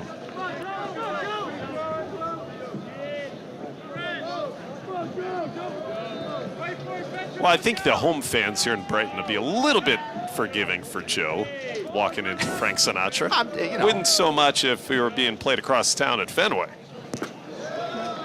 Swing and a ball in the turf, and the strikeout completed at first base. So 2 up, 2 down. I'm not saying it's a bad choice. It's a just, you might have to you might hear it a little bit from certain people if you choose that tune in this area. I happen to like it, but I'm from that other city, so my opinion may be null and void. Well, yeah.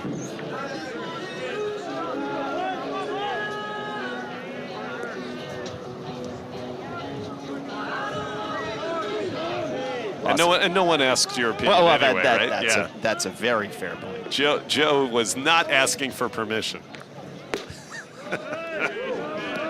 I would have been with him. Yeah. Good point. Ball and no strikes to Landwehr.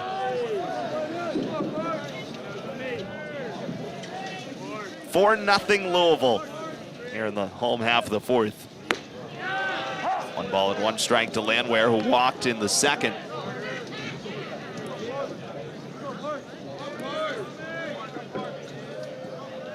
Phillips just doing a nice job controlling this game when he's been on the mound, throwing a lot of strikes. Just like that. His offense handed him an early lead, and he's known what to do with it. That's what you want from a young pitcher. Just attack the hitters, and you've got a lead especially. Go right after him.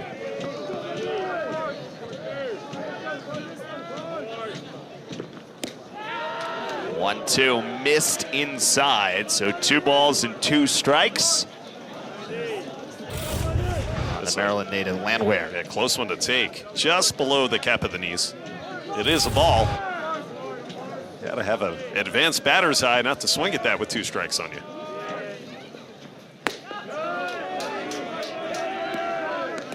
So 3 balls and 2 strikes.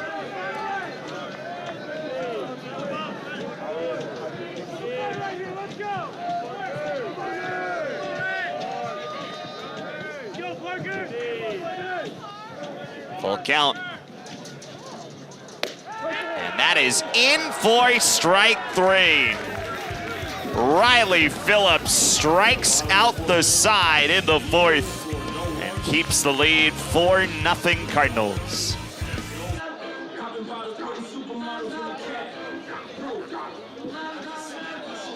Well, we're headed into the 5th inning here, a 4-0 lead for U of L. Their starter, Riley Phillips, working on a 1-hitter. How about that bottom of the 4th inning? Luke Gold, Joe Vetrano, and then Parker Landwehr takes that one right at the knees on a 3-2 pitch. Striking out the side, the young lefty. So a couple of substitutions for Boston College. That is Daniel Baruch, who is now into left field. And the new pitcher is the right-hander Evan Moore, who comes into the game. Great story for Boston College. Evan Moore, who was diagnosed with cancer, had to miss last season, but is back and healthy, and just outstanding to see. More than anything else, just the fact that he's back and healthy and pitching once again for this Boston College team. Yeah, that's exactly the point. Numbers aside, the fact that he's out there being able to play with his teammates, compete in games, just phenomenal win this year for Evan Moore. First pitch, a swing and a miss by Cameron Masterman. So dealing with 3, 4, and 5 in the Louisville order. Just upstairs, 1 ball and 1 strike. Well, that'll get your heart racing. Be thrown into the fire against the meat of this lineup.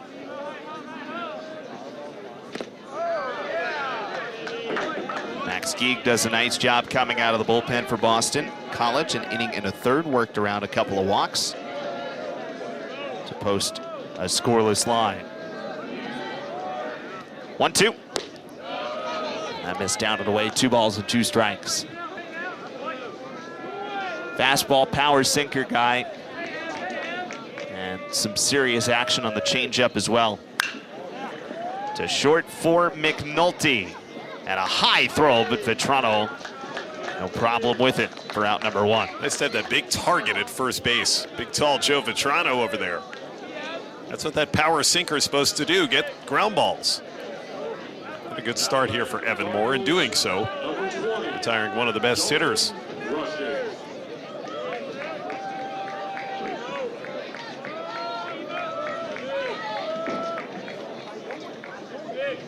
Dalton Rushing has now walked 6 times in this series. You can see the respect that the Boston College pitching staff has shown him. And when they have pitched to him, he's made him pay to the tune of a couple of home runs.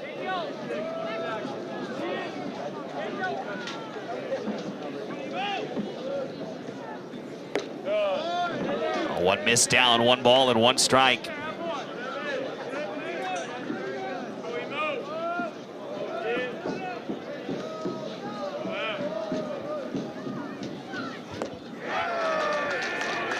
That was that good-looking changeup. 1 ball, 2 strikes. How did you say it? There was some serious movement on that changeup, and there you see it in the flesh. Good pitch to a lefty. It is center field for Barry Walsh. 2 away.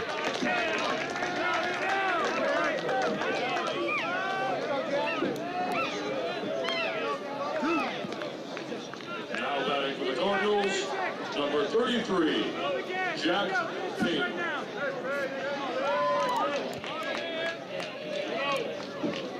That's a cool look from our behind the on-deck circle camera here at Harrington Athletics Village.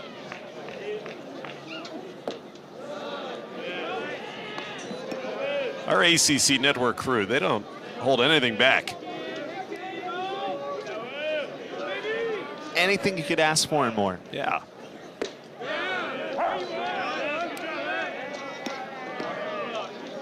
One ball and 1 strike. 4-0 lead for Louisville. Trying to sweep the weekend series. And Moore has looked really sharp out of the bullpen. 1 ball and 2 strikes home to Jack Payton. Singled home 2 his last time.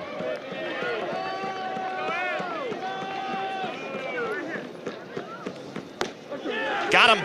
Wow. What an inning. Yeah, 1, 2, 3 for Evan Moore, who looked very impressive in the 5th.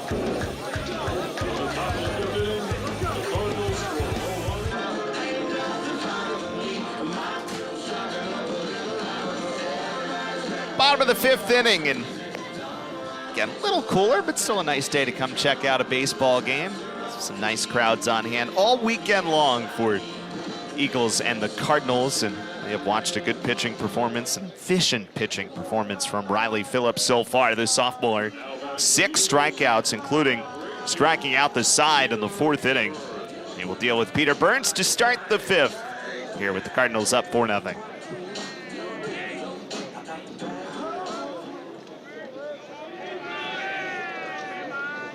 Burns, who flied to left on the first pitch he saw in his first at-bat. And the Eagles catcher takes strike 1. As long as you're sitting in the sunshine, especially when it's peeking through these white puffy clouds, you don't mind if it's a little bit brisk. No. Got the sun, all is good in the world.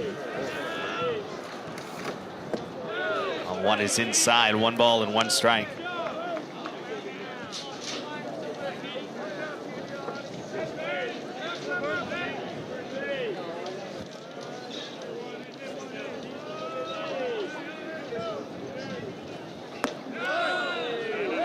Reading, humans you don't feel temperature, you feel the change in temperature. I don't know if that's true or not, but I thought I was the platitude man today.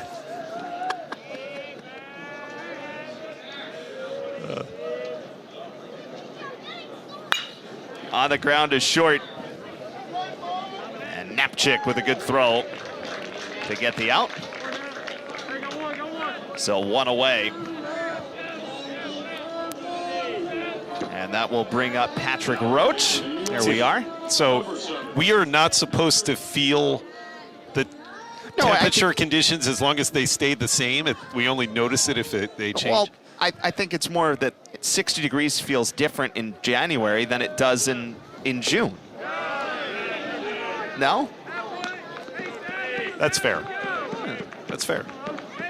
Like if you were hanging out in Massachusetts for the last few days, this wouldn't feel that bad. But if you were in 100 degrees for a week, then this might.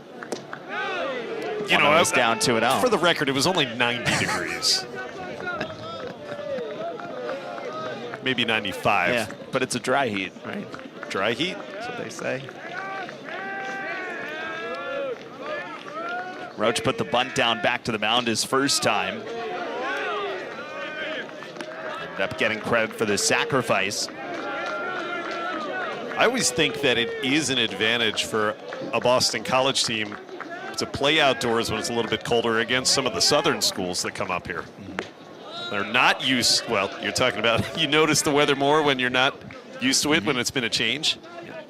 These Louisville guys have not been out in a lot of 40-degree temperatures the last few weeks.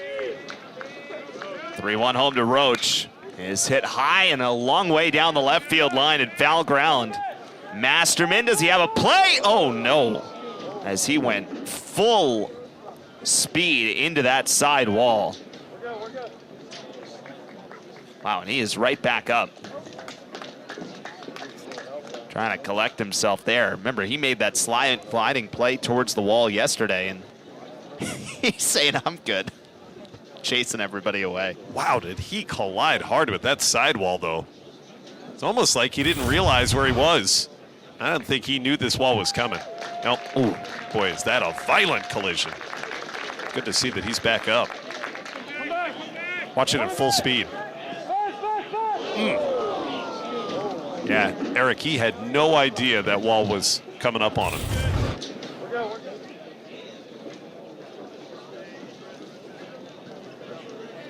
But to his credit, bounce right. He could be a hockey player bouncing back up like that. No kidding.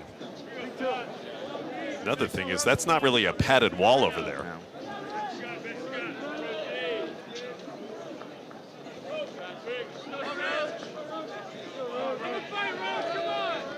So back to it. And the 3-2 to Roach. Popped foul. Out of play, 3-2 again. Well, if the weather has bothered Louisville, they certainly haven't shown it. Well, I was going to say, there was that game last year on a Friday night in late April against Miami on a really windy day. A cold day at that. It was a 7 o'clock start. 3-2 is a foul ball. And it seemed like that night it really did have a little bit of an effect and an advantage for Boston College. You and I did that game together, I remember. Another thing that had an impact on Miami was Emmett Sheehan that night. Well, that too. Now in the Dodgers organization. Worked his way all the way into a 5th round pick, Emmett Sheehan, with a wonderful year last year for BC. 3-2 out to left field. Masterman to the warning track, to the wall. He leaps, can't make the play. It does stay in the yard, but it's a double for Roach, hitting high off the fence in left center. How about that at bat for Roach? And he just really wanted to introduce Masterman to another part of the wall. At the foul ball in which Cameron collided with the sidewall, now back. See him feeling here. You're going to see he's put his arm out so he knew where that fence was. And just didn't get the glove up to catch it. Watch this. He knows the wall's coming. Oh, man, just ticked off, actually, the edge of that glove. He came within an inch or two of making that play.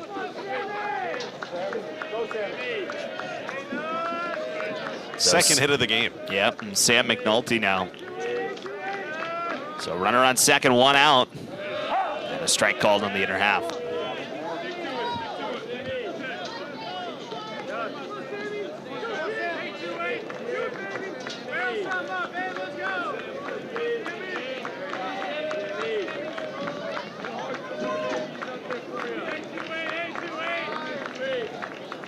Four-0 lead for the Cardinals.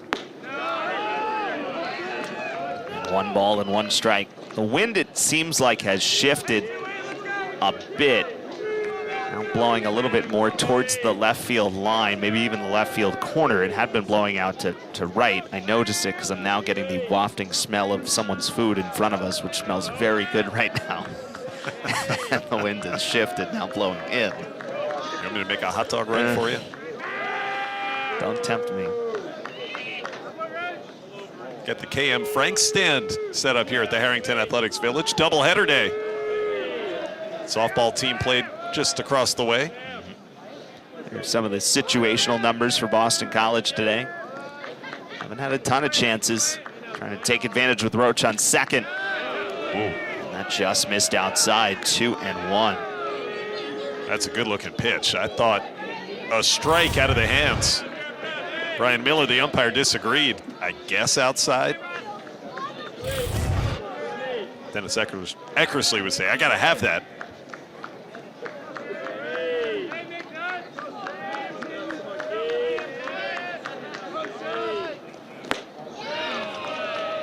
Wave and a miss, 2-2. I think Brian Miller, actually, for the most part thus far today, has done a really nice job behind home plate.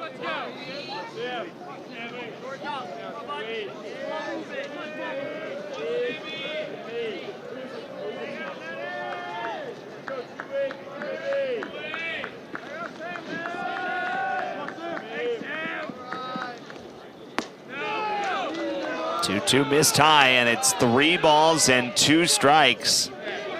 Important moments in this game in the bottom of the Boston College order. With Roach on second base, McNulty a 3-2 count and 1 out. The Eagles trailing 4-0 here in the 5th.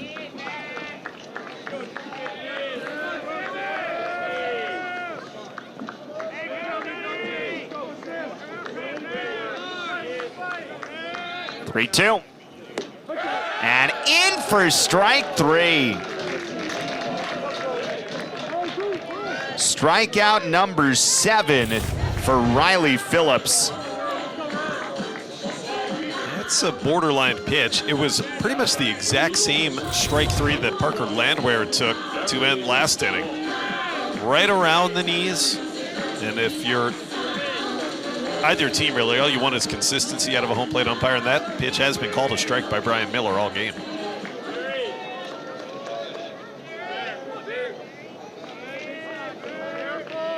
Big second out for the left-hander here in the bottom of the 5th.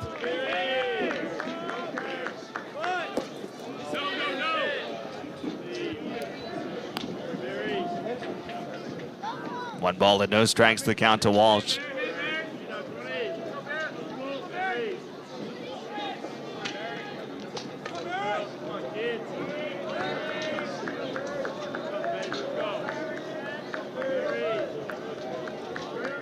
Phillips up to 7 strikeouts. 2 balls and no strikes. This is someone who, we talked a little bit about this earlier, last year as a freshman, just 6 relief appearances, ended up 4 2/3 innings total. But this year has settled into that starting role, started every game but his first. And that's in for strike 2 and 1. And that Sunday starter role is so important. Often overlooked. Guys at the top of the weekend rotation get the headlines. But you're pitching in some really important conference games if you go on Sundays. Starting to lose the command maybe a little bit here. He still hasn't walked anyone, but just working slightly deeper counts. Pickerbrand had that 1 walk in the 2nd inning, but here in the 5th. Yeah, second BC, 3-ball count here in a row. They've been more patient with him here in this inning too.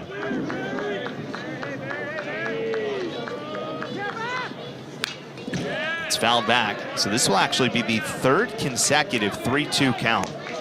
Roach doubled on the 3-2. McNulty struck out on a 3-2, and now 3-2 again to Barry Walsh.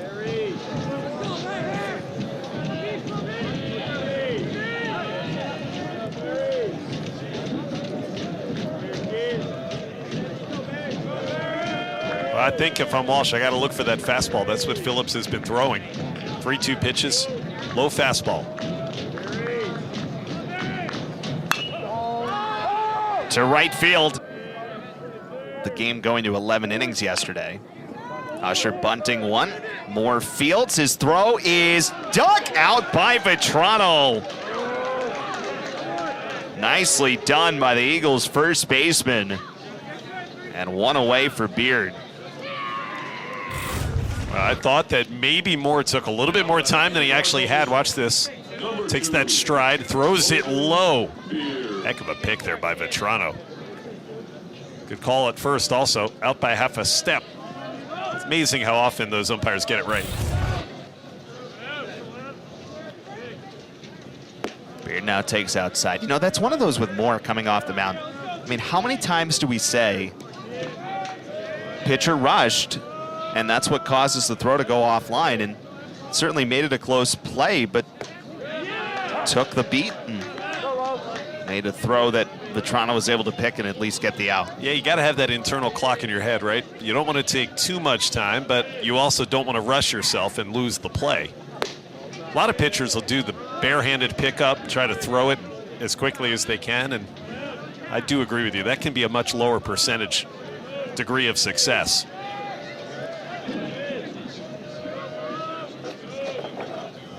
But they practice those plays. Call them PFPs for those not familiar. And the pitchers, whenever they see that, they get into the locker room of the clubhouse and they see PFPs are on the schedule that day, they hate it. Nobody enjoys PFPs, but you got to do it. To third base, nice pick by Roach. Long throw, got him with ease. 2 down in the 6th.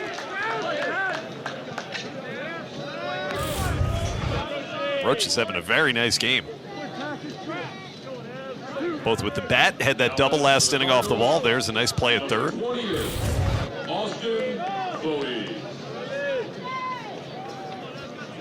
And now Austin Bodie. 2 outs. Bodie walked his last time to second base, and Luke Gold.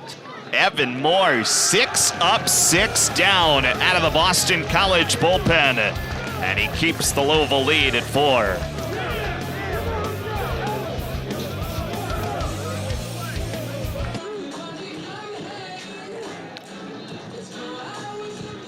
Bottom of the 6th inning, and this will be the 3rd start in a row that Riley Phillips has worked into the 6th.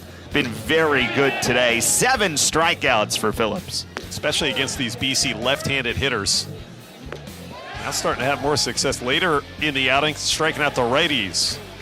There's Gold. Landwehr on the fastball. 2 hits.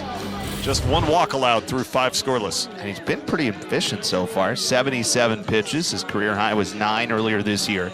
Again, last year really spent out of the bullpen for Phillips, so his first year as a starter in his sophomore campaign. And he will deal with Baruch for the first time. He swings and fouls this one off. Baruch, who came in for Travis Honeyman defensively. Back in the 5th inning for Boston College. 10th game of the season. 0 for 9 at the plate to start for Baruch. Takes outside 1-1.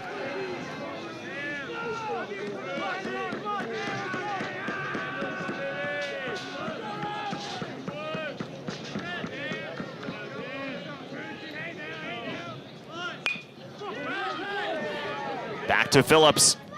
He certainly understood the amount of time he had for that one, as we were just talking about with Moore on the other side. Yeah, more PFPs. That's it. That's why you practice them. That's not where Baruch was trying to locate that bunt. Probably hoping to push it up to the third base side a little bit. Get it out in front of the plate. It's much easier play, obviously, for the pitcher to make. Leary now who's 0 for 2.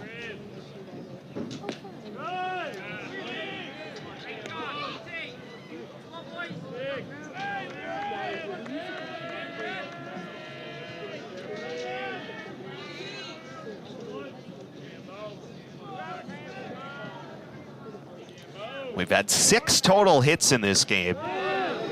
2 two-run hits for Louisville. The home run by Rushing in the 1st, and the 2-run single by Payton in the 3rd. That's been it to this point. And a weekend that has been about the pitching, especially for the Cardinals. It was down 3 balls and no strikes. We started to make this point, then we hit the end of the inning, but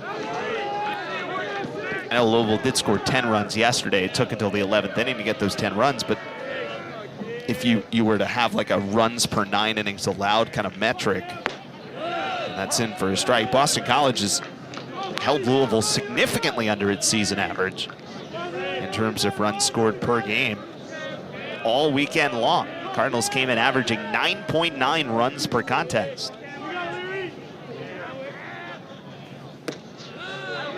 That is outside for ball 4. The second walk handed out by Phillips. A runner on for Luke Gold. A close pitch, but Cameron Leary able to lay off. That's what you need here, trying to get a rally started. Just base runners, especially with the meat of the order coming up, Gold and Vetrano. So here's the high leverage spot. This is that dreaded third time through that gets talked about so much now in modern baseball parlance. Leary on first, Luke Gold, the number 3 batter at the plate. Louisville with a lot of activity getting started in the bullpen after that walk. See the kind of leash that Phillips has here. There's Gold on a line out to left field, but right to Masterman. Was able to track it down in the gap.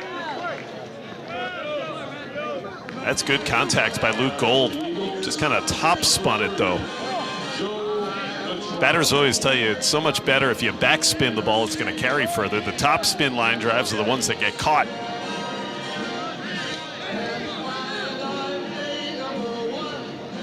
Here's Eric's favorite entrance song. I thought you might sing along that time. Well, that wouldn't be good for anyone.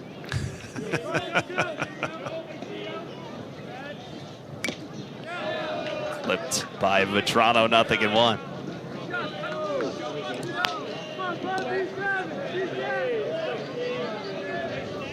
Shrub Oak, New York, just outside New York City. Now, where is Shrub Oak exactly, Eric? You're the expert. Up in that, up along the Hudson. I'm gonna confirm, I'm not exactly sure. Pitch is grounded foul, and the count is 0-2.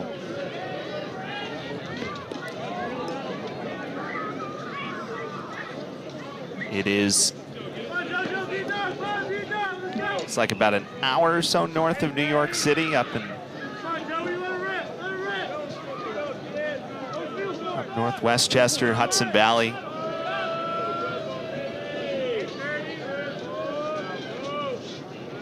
Oh boy. And picked off. Leary trying to get there, but the tag made, and that will end the inning.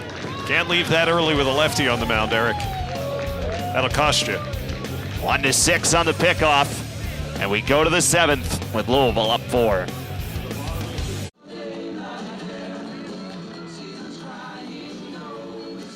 Four 0 lead for Louisville as we go to the top of the 7th inning here on this Sunday afternoon in Brighton. Here's how the Cardinals got going. Dalton Rushing back in the first. Turning around a fastball there from Mason Apelio to make it 2-0 immediately in this game. That's been more than enough for Evan Phillips. Ryan Phillips, I should say. Anyway, there's the 2-run hit from the catcher Peyton. And Riley Phillips, third time the charm for me, has made that stick. 2 hits allowed through 6 scoreless innings for the lefty Riley Phillips. He's been very good. Evan Moore coming out of the bullpen here will work his 3rd inning. 6 up, 6 down for Boston College for Moore. This is popped up in foul ground and out of the reach of Roach by the number 9 hitter Isaac Humphrey. And the top of the order in Knapchick and Metzinger, as the Cardinals trying to sweep the weekend series. Move to 6-0 in the ACC. Vetrano for more covering, and he got there. The ruling is that Moore got the tag and then the ball came out after the fact. So it goes down as out number 1. Yeah, it was almost like first base umpire Thomas Newsom said he dropped the ball on a transfer. Let's see. At it. Yeah, he was transferring. Maybe could have waited a little longer to take the ball out of his glove and get it back to his throwing hand. But I think the right call by the umpire. It was close play to begin with, having nothing to do with the ball. This one's popped up towards third, and Roach can't quite get there.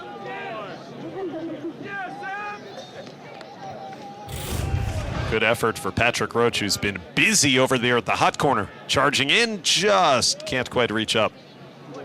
Reach out. Bunt didn't travel far enough. Napchik 2 walks each of his last 2 plate appearances. And it's 1 ball and 1 strike. So you were talking about the sinker that Evan Moore throws when he came into the game, how that can be an effective pitch, and that's exactly what he's been using to get ground ball out after ground ball out. 1-1 is ripped foul. So 1 ball and 2 strikes on Christian Napchik.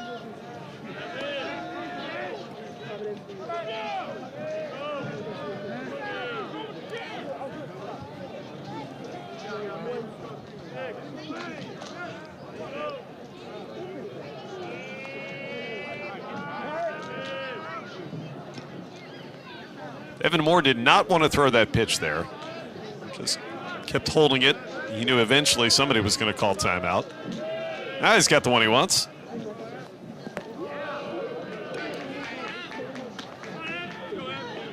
So 2 balls and 2 strikes here in the 7th inning. 4-0 lead for the Cardinals. Grounded foul up along third.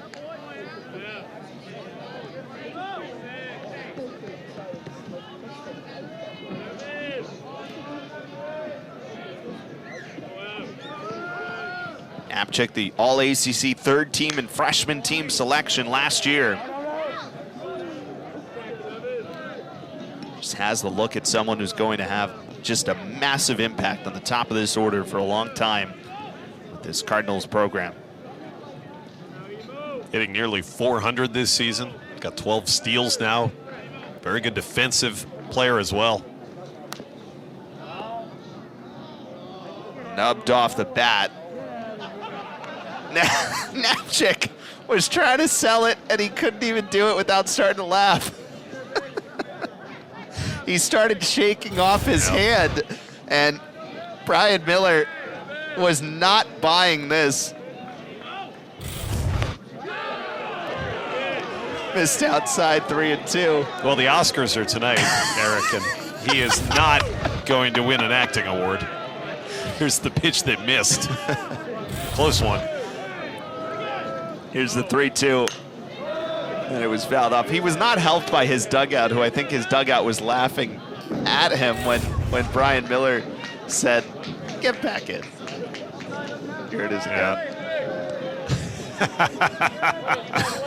Yeah, and the metal bats, they give it away. Yeah. 3-2 swing and a clip into the mitt of Burns. Evan Moore with his 2nd strikeout. 2 down for Metzinger. Nice pitch, probably off the plate, but Napchik helps him out, takes a cut, strikes out. Probably thinking, I wish they'd just give me the hit by pitch. Yeah, you can't sell a hit by pitch instead of a foul ball as well with a metal bat as you can with a wooden bat.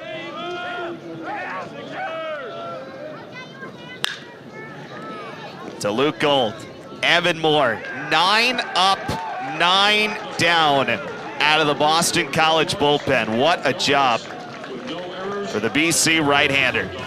Time to stretch in Brighton, 4-0.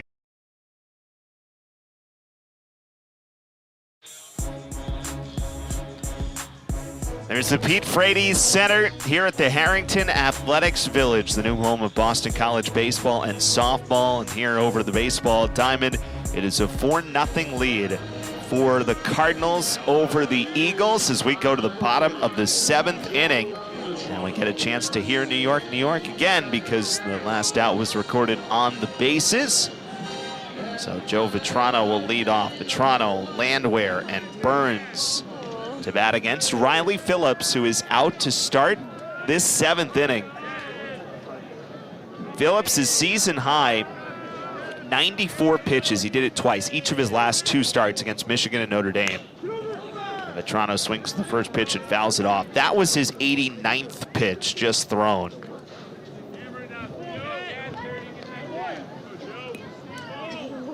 Well, I'm sure Louisville thinking, let's just keep this rolling as long as we can. No reason to mess with a good thing. And there's some guys standing around in the bullpen, but no one's really throwing for Louisville. So this is Riley Phillips' chance to try to get through. Pitch missed high, 1 ball and 1 strike. He's got a couple of left-handed hitters due up in the inning, too, with Vetrano and Burns. Parker Landwehr sandwiched in between. So I think they must like those matchups, of course, as well. 1 ball, 1 strike, and the pitch is on the ground, right side. A backhand pick by Dalton Rushing, and he gets to the bag. So 1 away, and here is Parker Landwehr. Now batting for the Eagles, number 23, Parker Landwehr. And he's thrown a lot of strikes, says Phillips, but they've been quality strikes. Pitching can be sometimes just that easy. Throw quality strikes, you're going to get the results.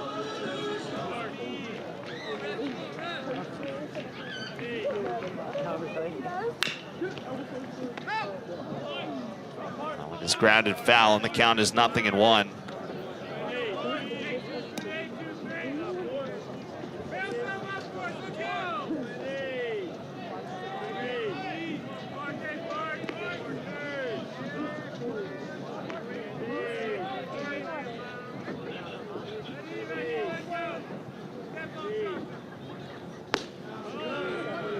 One ball and 1 strike.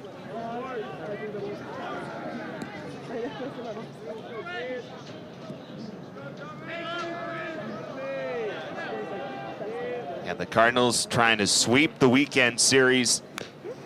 What is their first true road series of the season? Louisville played a ton of games at home. First weekend of the year, Louisville played on the road in Florida, but only one of those games was a true road game.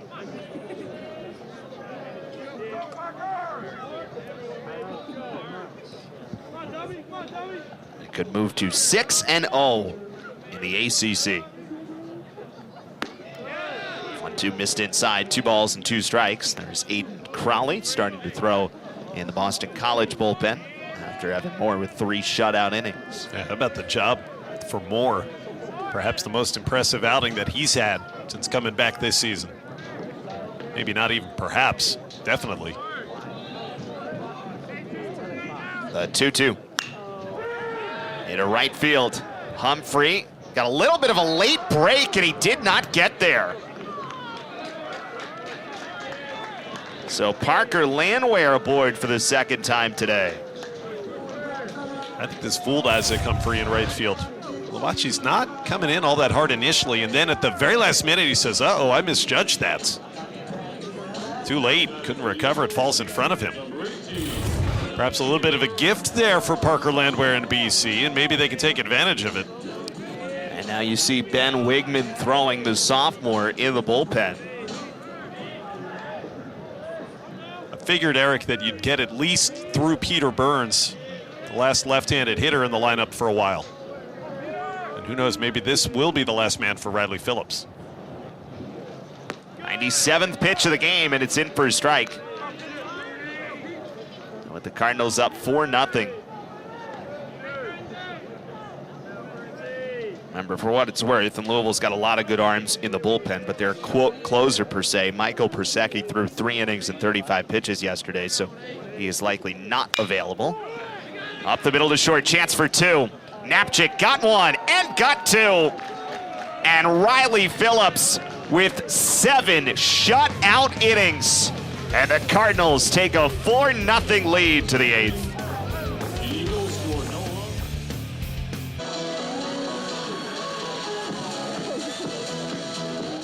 run. So 4-0 lead for Louisville over Boston College as we go to the top of the 8th inning. And a new pitcher into the game for the Eagles. And there is the right-hander Aiden Crowley making his 5th appearance of the season for Boston College. Crowley in his sophomore season for BC and trying to keep this at 4-0 and keep his team within striking distance. Yeah, for those first 4 appearances he's made this year, Eric, he's only recorded a total of 6 outs. So he has not gone very deep into his outings. See if Boston College can get a clean 8th from him here this afternoon. So he comes in relief for Evan Moore. And my goodness, how good was Evan Moore out of the bullpen today? Talk about earning some more opportunities perhaps for Mike Gambino. 3 shutout innings with 2 strikeouts without a hit. As someone you will work with quite a bit in the near future would say, just a bit outside. Yeah, well done. I was thinking that Aiden is probably just saying, I got to make these guys uncomfortable in the batter's box. Started off, throw one to the backstop. This is crushed but foul. Deep down the left field line. That is about as loud a 1-ball, 1-strike count as you will see. Yeah, I guess he didn't make Cameron Masterman that uncomfortable.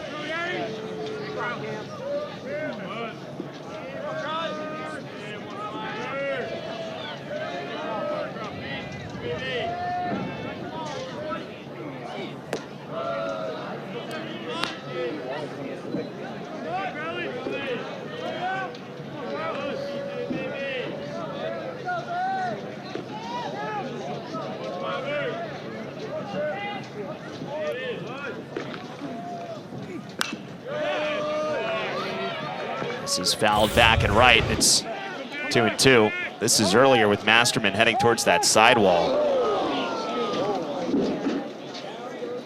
Boy, that looked like a serious injury potentially with that collision, but he got right back up, and actually later in that at-bat by Patrick Roach, he then almost crashed into the left field fence trying to catch a double. 2-2.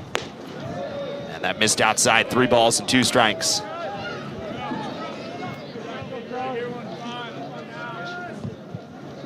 Bullpen has been terrific for Boston College here today.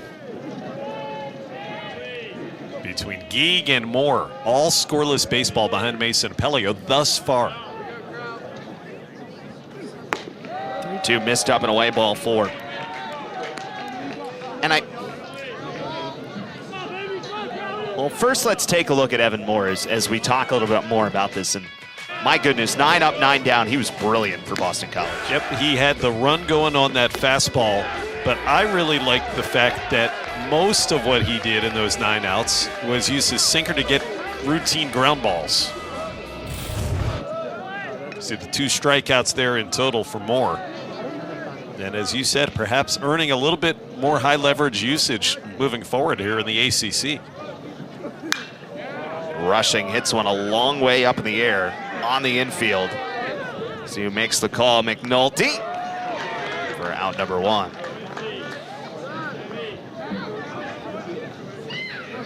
Eagles action to the bullpen. There is Ryan Smith throwing for Boston College. You know, you look at this weekend as a whole, and there's still 2 innings to go. And not that we are trying to take away from what Mike Gambino is trying to accomplish by calling anything a moral victory, because it's not. However, there are signs out of this pitching staff over the last 3 days that, considering where Boston College is, trying to build up and get hot as Peyton was hit by a pitch. So first and second, 1 out for Usher. And try to, develop something as the year continues to go on, which is where they are with this group right now. There's some real positive signs that you can pull from this. I know it may not end up with, certainly didn't get a win in the first 2 games and down 4-0 here in the 8th, still a lot of time to go. But, you look at what Sean Hard did yesterday, felt like he kind of figured something out through 4 shutout innings. You looked at what Joey Ryan did yesterday, Evan Moore did today. You look at what Brendan Coffey did yesterday, 3 shutout innings. Mancini was pretty good, 5 innings, 2 earned runs. Some pretty good performances overall on the mound for this Boston College team. Well, the other thing is you have to take into account the opposition. Right. And it is a terrific, one of the best lineups in the country that's been the opponent for the last 3 days. So yeah, with all those factors considered, I absolutely agree with what you say, how well this BC pitching staff has performed relative to maybe what you would have expected coming into this 3-game sets. Certainly considering, at least on paper, you know, the dichotomy between last weekend on the road at Virginia versus this weekend, just in terms of the number of runs. Something to build off of. But still not done yet, certainly, here on this Sunday. And Crawley right now trying to keep it here at a 4-0 game. Yeah, that's the important part of it here is you got to keep the deficit where it is, because anything more feels like maybe too high of a mountain to climb.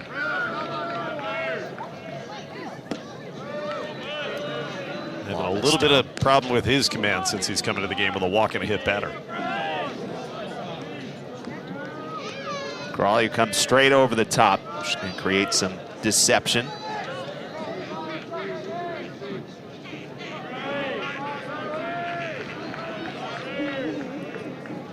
Here's the 1-0.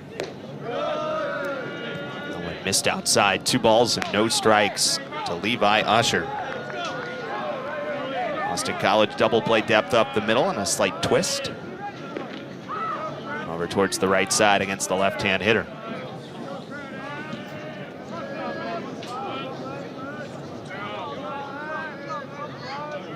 Here's the 2-0.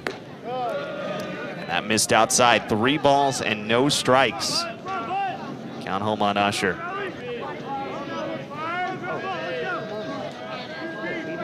I would imagine he's taking at least 1 strike before he's going to swing the bat, knowing the situation and knowing the pitcher is struggling to throw strikes.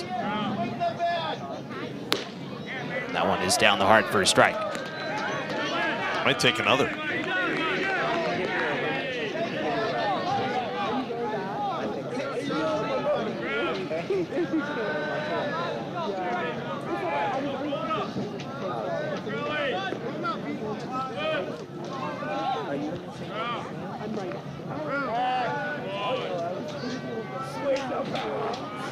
Walk and a hit by pitch, the 2 base runners in this inning.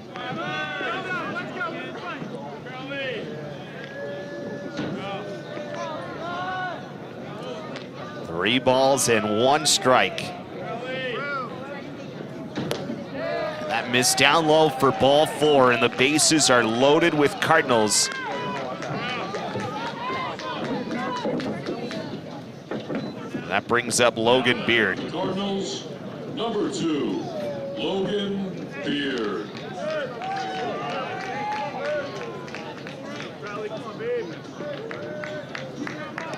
Well, it's the left-hander Smith that's ready in the bullpen. Obviously not time to make the pitching change yet. And now you see right-hander as well. John West starting to throw. Pitched yesterday as well. They got to stay with Crowley for at least 1 more hitter. And that hit, Beard forces in Masterman, and Louisville leads 5-0.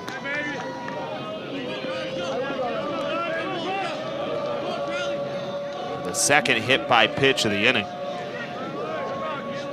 And now you do have 3 lefties in a row if this is the time you wanted to make the change. And indeed it will. Yeah, I was figuring that that was going to be the move here for Mike Gambino, which it will be. Tough feeling for Aiden Crowley. You could probably imagine he knew immediately he didn't quite have his command once he came into the game, tried to fight through it, but only got 1 out. So Ryan Smith coming to the ball game when we come back to Brighton.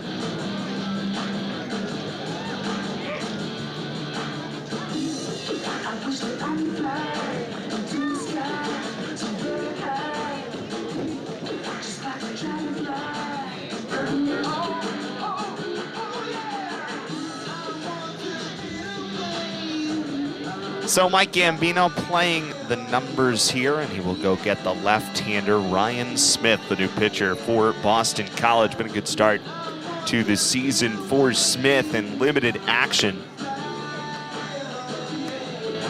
making his 4th appearance of the season. No runs allowed in an inning and a third so far. with 2 walks and 4 strikeouts. Yeah, I was going to say, Eric, all 4 outs that this southpaw has recorded this season have come via the K. He's done a good job striking guys out, which is exactly what Coach Gambino's looking for right here with the bases loaded, 1 out. Will be a pinch hitter here for Louisville. Drake Westcott comes up. They do stay with a left-hander, though. Place of Austin Bodie. So this is in the DH spot.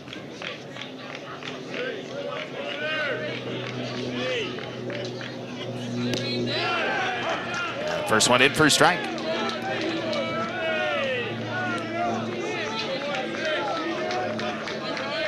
West got the sophomore standing at 6'4". Edwardsville, Illinois. Takes down 1 ball and 1 strike. What a spot to come in with the bases loaded. Louisville up by 5. Westcott is 2 for 13 at the plate this year so far. His 7th game now of the season. Does have a double and 2 RBIs. 1-1 gets through to the backstop and brings in another run. Payton scores from third, and Louisville takes a 6-0 lead. Yeah, just a low one. Long weekend for Peter Burns, the catcher, unable to stop that from getting through. Bounced in front for the wild pitch. Let's take a look. Right through that 5-hole there of Burns. But that's a very difficult block for a catcher to have to make. Another one that caught Burns, I think, on the inside of the left foot, and then he almost got lucky that it hit his right leg as well.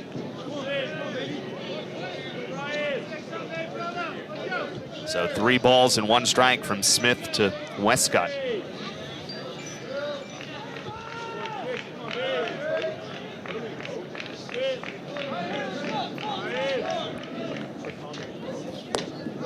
That missed low for ball 4, and it reloads the bases. So that is now 5 base runners in the inning for Louisville, 3 walks and 2 hit batters. And a pinch runner going to come in for Louisville. Chris Sang, who came in as a pinch runner yesterday, will come in and run for the Cardinals. But it really makes you appreciate what Evan Moore had done the previous 3 innings, throwing all those strikes and getting quick outs. Mike Gambino coming out here for a chat with Ryan Smith. He's going to bring the entire infield to the conversation. That's it. Yep, he's going to go get John West. So Smith out, West in. Second pitching change of the inning for Boston College. Smith gets 1 batter, and now it's West to.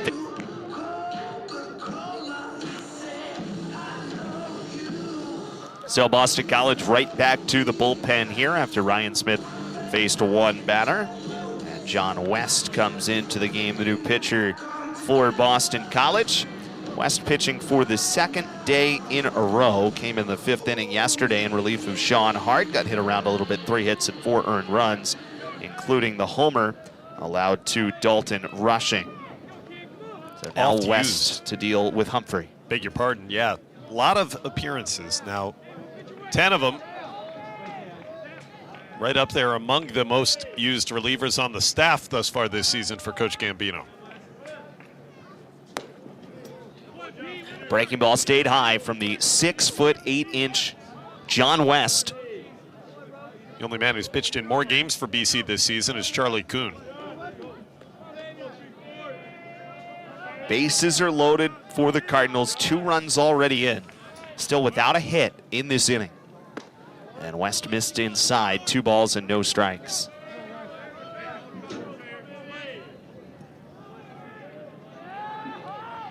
Two in the first, 2 in the 3rd, and 2 in the 8th now for Louisville. Humphrey was 1 for 3 today. Back foul, 2 balls and 1 strike.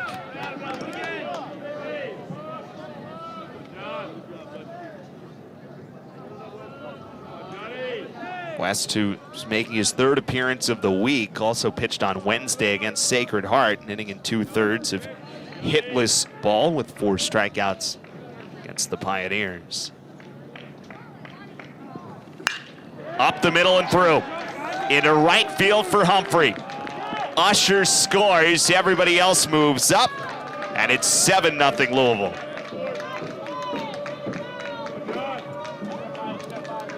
And if you continuously are working behind in counts, which the Boston College hurlers have this inning, it's just so hard against a team like Louisville because they'll be patient enough to take a walk, or if you lay one in there like that 2-1 pitch, they can do some damage with it. I was a little surprised that they held the second runner at third base. I think that could have been a 2-run hit if the Cardinals had so chosen. Bases remain loaded. Here is Napchik, swings the first pitch. That's down the first base line. Beard scores. Sang as well, a 2-run double for Napchik. And Louisville has broken it wide open here in the 8th inning. 5 runs home in the frame, and it's 9-0 Cardinals.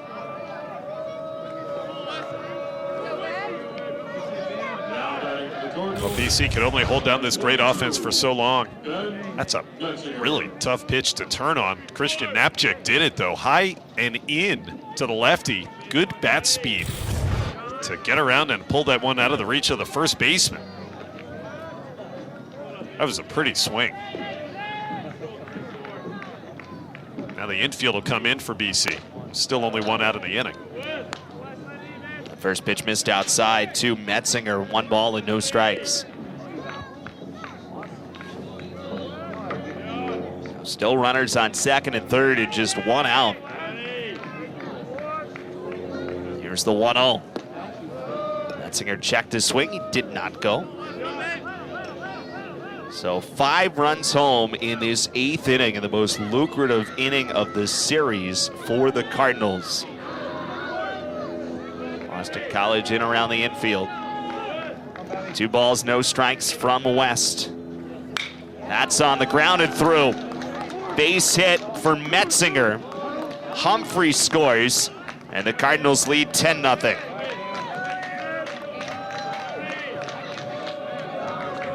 So one of those, you play with fire a little bit with the walks and the hit by pitches, and an offense this good is eventually going to take advantage. Yeah, West has given up hits now to the first 3 batters. Right in between shortstop and third base that time.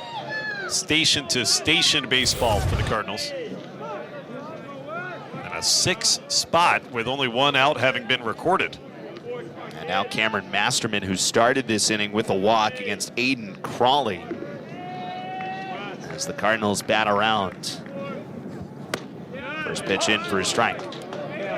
Well, figuring that the day was probably finished for the Louisville starter Riley Phillips, what this top of the 8th does is certainly make the job a lot easier for the next pitcher, whoever it is they're going to choose to use in the bottom of the 8th out of the bullpen. For a strike and 0-2. 4-0 would have been a comfortable lead, but certainly not insurmountable. Now all of a sudden the game is broken wide open.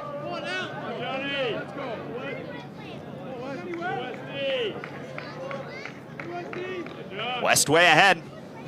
And this is hit high and deep to left field. Baruch watches, and that is gone. A 3-run homer for Cameron Masterman, and it's 13-0 Louisville.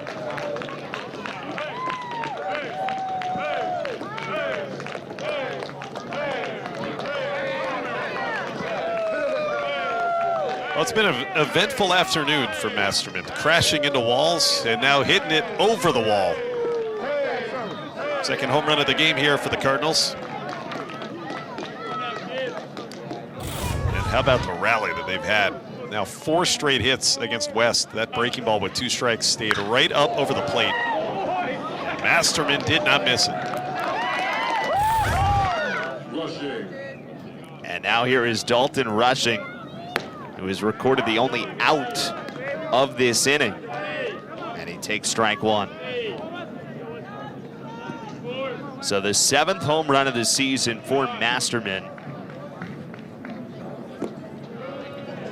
Good weekend for 1 him. ball, 1 strike, yeah. the go-ahead hit in the 11th inning yesterday.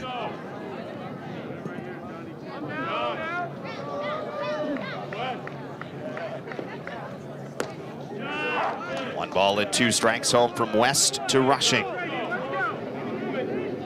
With 1 out here in the top of the 8th and a 9 spot on the board here for Louisville.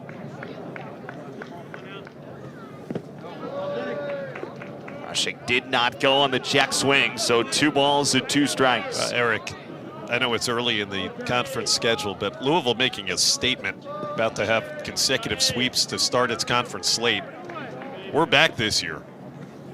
No doubt. 2-2 down and away. And, you know, last weekend to do it against the #1 team in the country at the time, Notre Dame, to back it up. And again, I know we've talked about how Louisville's played a lot of home games here at the beginning of the season, but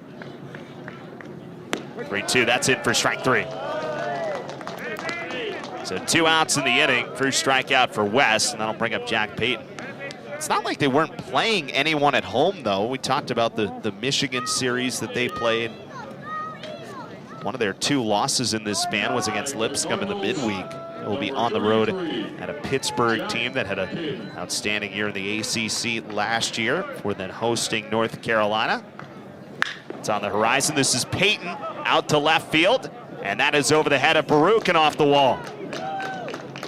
So Payton into second base with a double, his 2nd hit of the game. And it keeps the inning alive for Levi Usher.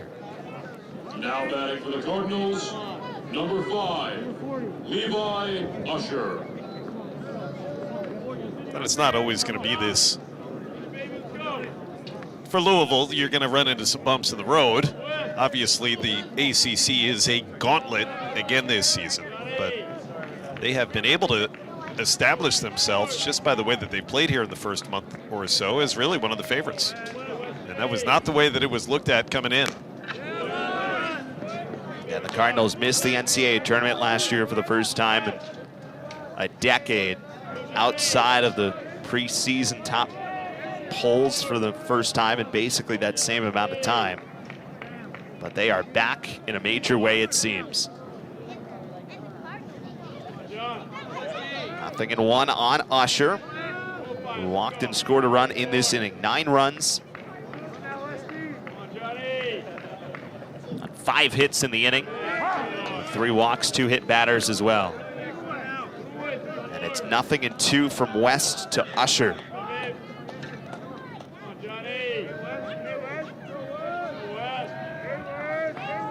So we play here in the top of the 8th inning. The 0-2 pitch, breaking ball, just missed.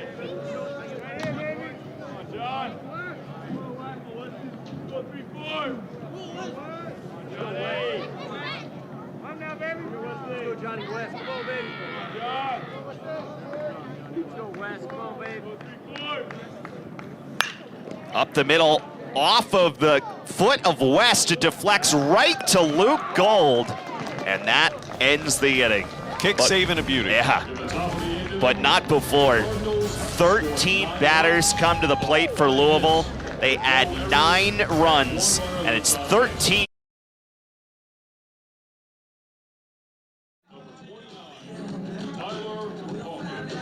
Well, a lot of big hits in that inning, but Masterman certainly stands out with the 3-run homer to make it 13-0 Cardinals. He's continued to have himself a great series. And there is the new pitcher into the game for Louisville, the right-hander Ben Wigman, who makes his 5th appearance of the season. Another really good arm coming out of this Louisville bullpen, a 2.08 ERA for this Cardinals staff. How about just 1 hit allowed in his 4 1/3 innings, coming in out of the bullpen 4 previous times. That's an .077 opponent batting average for Ben Wigman. So BC with just 3 hits against the starting pitcher Phillips. And now they're going to see what they can do against this stingy right-handed reliever. Really impressive outing for Phillips. 7 shutout innings, as you said. And now it's Wigman. He will face Patrick Roach here to lead off in the bottom of the 8th inning. 13-0 lead for the Cardinals. And the first pitch missed high, 1 ball and no strikes.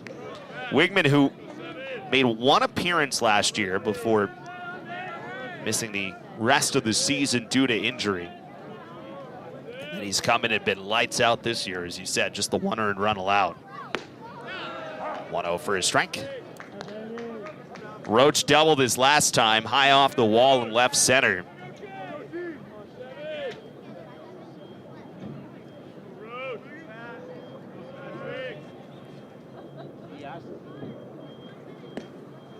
Missed down and away, 2 balls and 1 strike.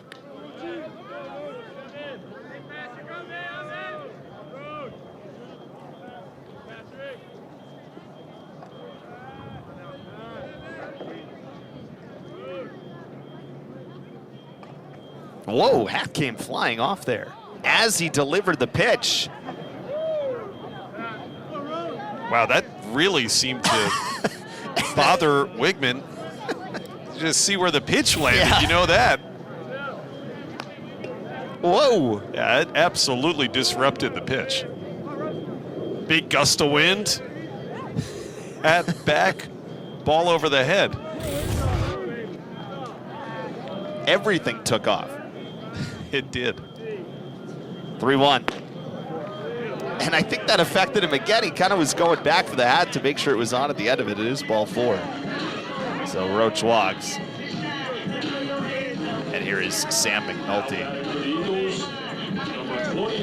He's got a nice full head of hair there to hold the hat in place. It's like Bryce Harper, right? You're going to show it off. Pretty much. Must have been a significant gust of wind as he went into his motion. McNulty now gets that through the right side. So a nice piece of hitting by Sam McNulty at first and second, and no one out for Boston College here in the 8th inning. Yeah, how about this gumption here for BC? You just gave up a 9 spot at the top of the frame. Game seems out of reach, but they're just going to keep battling. That's been a staple of Mike Gambino coach teams. They fight hard until the last out is recorded. Trying to get a rally started here. Maybe put together a few runs. Feel a little better coming out of the weekend. It's Barry Walsh, who's 0 for 2 today. Not just the only 1 run, that's only the 2nd hit that Wigman has allowed all season. Walsh going after the first pitch and grounds it foul up along third.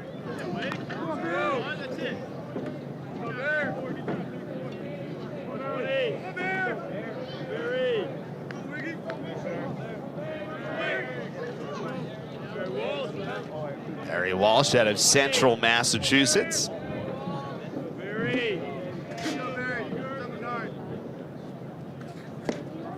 That missed outside, 1 ball and 1 strike.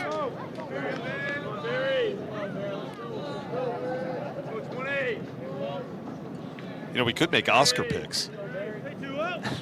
I'm the wrong person to back you up on that one, unfortunately. There's 10 good nominees for Best Picture tonight. 1-1 chopper to third, might be 2, and it is not, as Walsh beats it out at first base. So McNulty retired 5-4 in second. Walsh reaches on the fielder's choice. So first and third and 1 out, and here is Baruch. Well, tell me, who do you think? Well, it seems like the momentum is for Power of the Dog to be the Best Picture winner. Jane Campion is the director. She's the purported favorite to be the Best Director for a motion picture this year. So it's on Netflix. I'm sure you could stream it. Yeah, you know, it's a good watch for you. I know you've got your hands full these days back at home. The watching of the movies has been pushed to the back burner quite a bit here over the last few months, I must say. Pitches swung on and missed by Baruch, and the count is 0-1. I guess that's my pick. All right.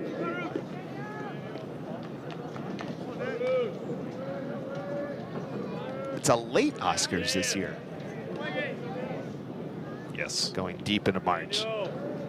Yeah, it's about a month later than the normal schedule. I think it's all pandemic related, right? One slider missed down and away from Wigman. 1 ball and 1 strike.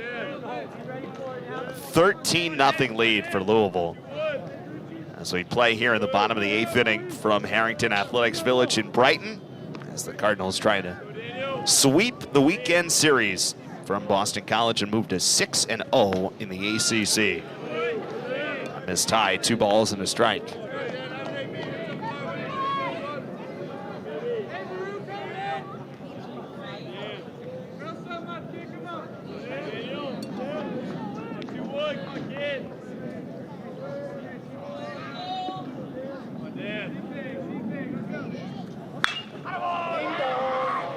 Into left center field.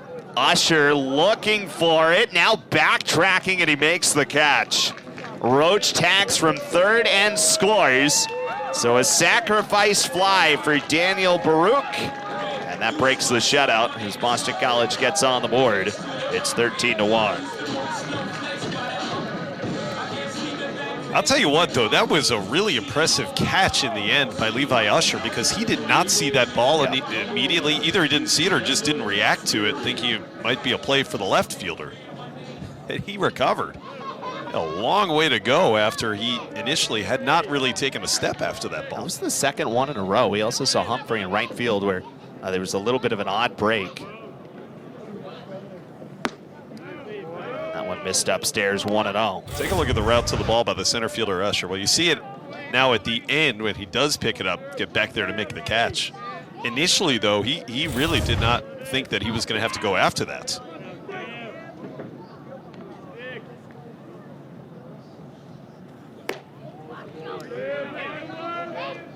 Just outside to Leary, so 2-0.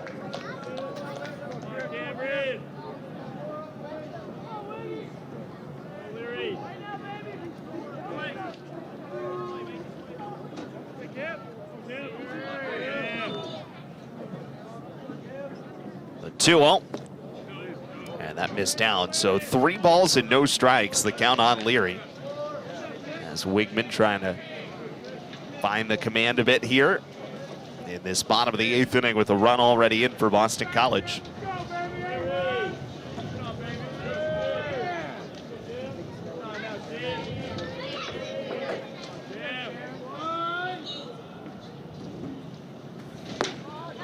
That's a strike in the inner half. Leary trying to get a little bit of momentum out of this series, still looking for his first hit of the weekend. It's a good look with those high socks, maroon and gold high socks with the stripes. Very stylish. That one is fouled back. So do you watch any movies these days? Honestly, no. Wow. It's just, you know, there's not that much time. However, the Hey Bear sensory videos are all the rage, if you were wondering. Was not. Hey Bear. Yeah. Not quite in my purview, I will admit. It's a good dance party mix.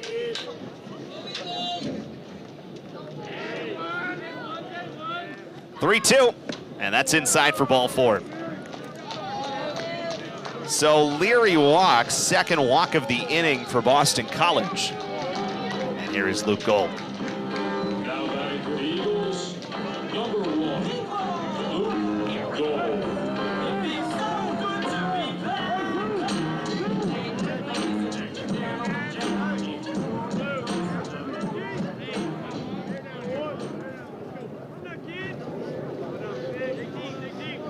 It's tough to watch movies in March too. March is a basketball month. It's not a movie month. It's fair.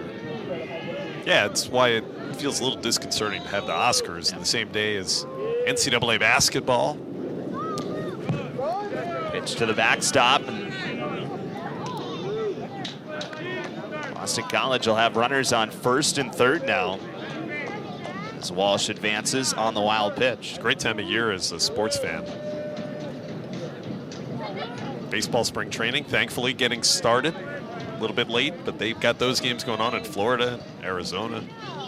March Madness, NBA, and NHL seasons coming to an end. And of course, here on campus, got the spring sports in full gear. How about the weekend here for our ACC network team? Home softball, home baseball, all weekend here at the Harrington Athletics Village. Football pro day on Friday evening. There's the left-hander Adam Dowler throwing in the Louisville bullpen. As we play here in the bottom of the 8th inning, 13-1 Cardinals.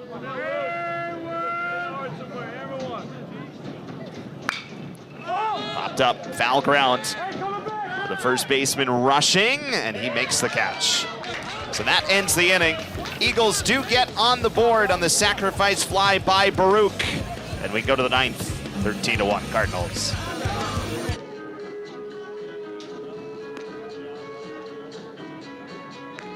So at 13-1 lead for Louisville. Cardinals broke it up with 9 in the 8th inning.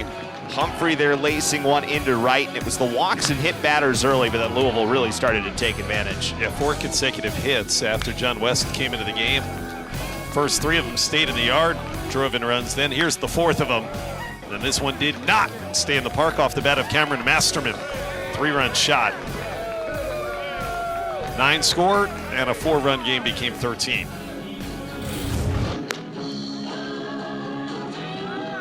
New pitcher into the game for Boston College. The left-hander Matthew Noonan comes in, making his 4th appearance of the season. He will have the 9th.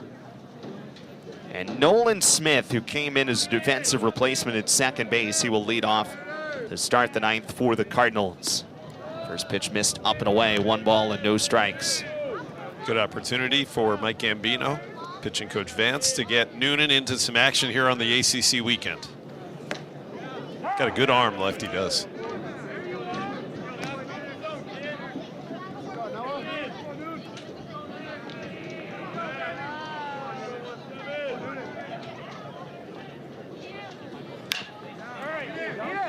To short.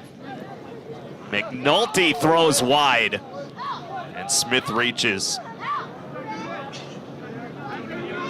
That was a jam job ground ball, so it was not getting out to McNulty all that fast. I think right as he was about to release the throw, he said, "Oh, I really need to hurry this." Watch this. Came in, charged, and then, let it go and threw it into the runner. That'll be an error. First of the game either way.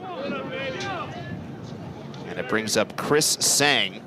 Came in as a pinch runner, which is why he has this spot in the order. Sang, the senior from LaGrange, Kentucky.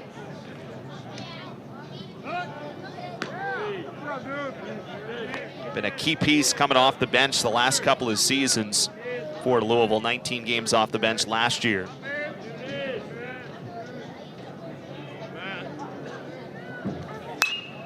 Sang lines it foul, and the count is 0-2.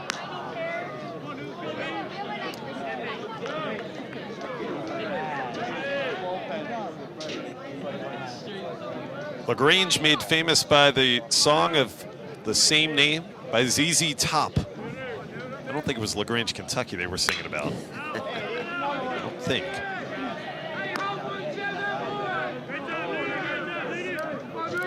Yeah, it could have been Texas LaGrange, more famous.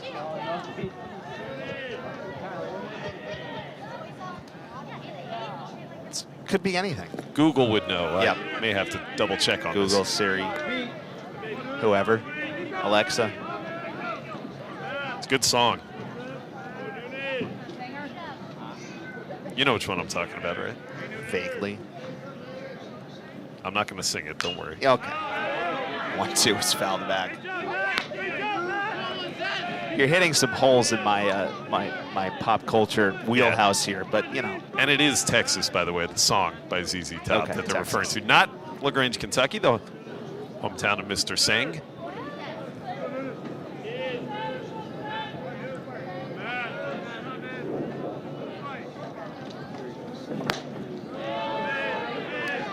Just upstairs, 2 balls and 2 strikes.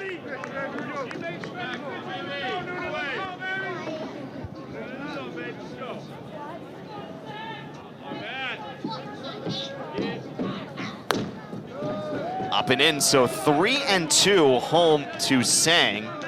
With Tyler Hawkins waiting on deck. He came in as a defensive replacement as well in right field in the top of the 9th.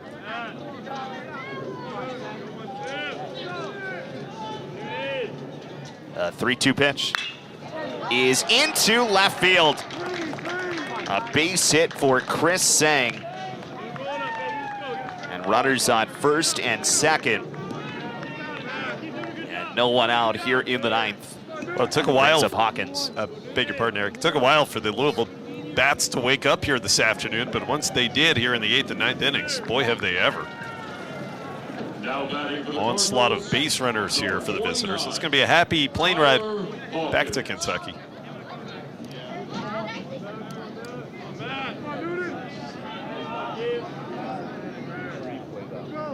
There you see the numbers on Tyler Hawkins, the sophomore.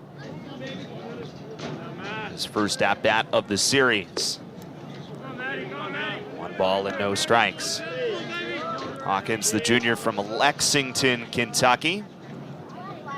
He's ranked as the #2 outfielder in the state of Kentucky when he came out by perfect game. 2 balls and no strikes. We were talking about it earlier. One of the reasons Louisville has been such a successful baseball program in recent years, they've just kept all the local Kentucky talent as best they can. Keep them at home, stay in the state. That's been good enough for them to be a consistent top 25 program. 2-0's in for a strike in the count, 2-1.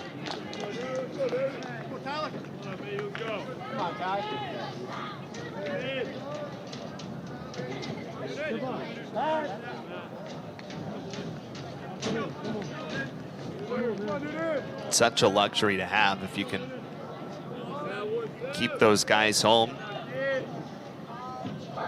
Why not? Great city of Louisville, great facilities. Wave and a miss, 2-2. A lot going on in Louisville, Kentucky. You and I get to, in the past, make a trip there every year when we worked in the International League, the old stomping grounds for back, us, right? AAA, yeah. International League's back. It is back. Yeah. 2-2. And that missed down and in, so 3 balls and 2 strikes from Noonan. The Louisville Bats, AAA affiliate of the Cincinnati Reds for a long time. And of course, if you think in Louisville in baseball, you got to think of the Louisville Slugger. 3-2 is low, so bases loaded. Thank you. And no one out. Now batting for the Cardinals, #8. And we'll have another pinch hitter here. So an E6, a single, and now a walk. And here is Ben Bianco, or beg your pardon, here is Brandon Anderson, freshman to bat for Louisville.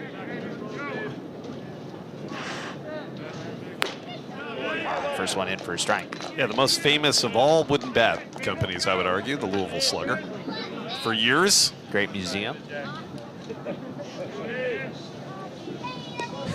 It's a shame these guys do play for U of L. They can't use the Louisville Slugger bats. I don't know that they make them in aluminum.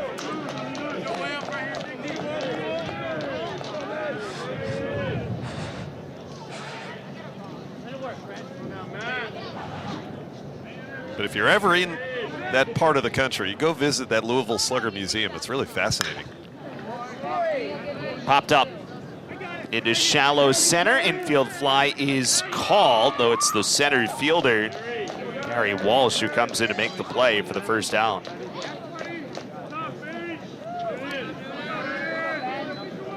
Maybe that'll help settle Mr. Noonan down a little bit. Gets that shallow fly ball. Now batting for the Cardinals, #22. First out sometimes. Metzinger. Takes care of some of the jitters you have when you come in to face a lineup like this.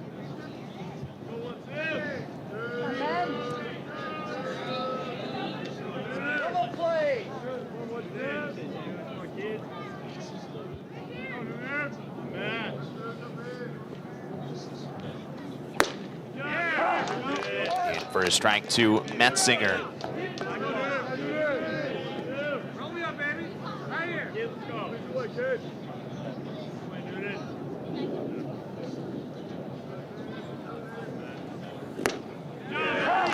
Painted on the inside corner. Did you ever get one of those custom-made Louisville Slugger Yeah. bats when you visited there? Uh-huh. Yeah. That's a cool keepsake.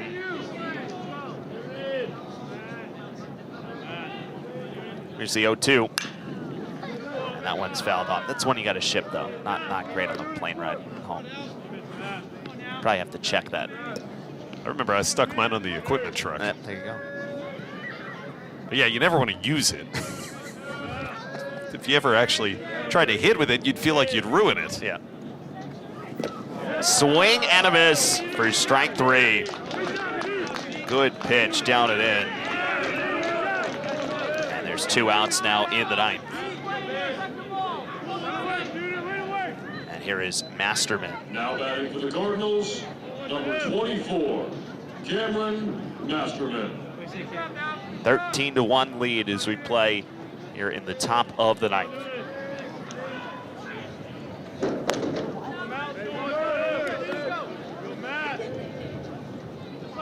Been a big series all around for Masterman. A 3-run homer in the 8th inning, really the capper. A 13-0 lead at the time, 13-1 at the moment. This is out to right field, slicing away from Leary on the run, and that one is to the fence. Smith scores. Sang in as well. It's a 2-run double from Cameron Masterman, who's up to 5 RBIs in his last 2 turns at bat. And it is 15-1 Louisville. Now batting for the Cardinals. What a weekend it has been for Cam Masterman. Well, let's go back to yesterday's win.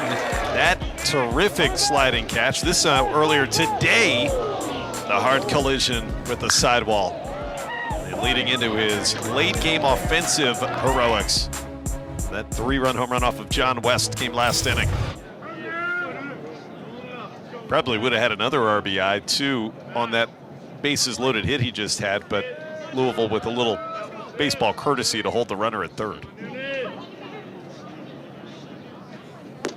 The 0-1 miss down to Dalton Rushing.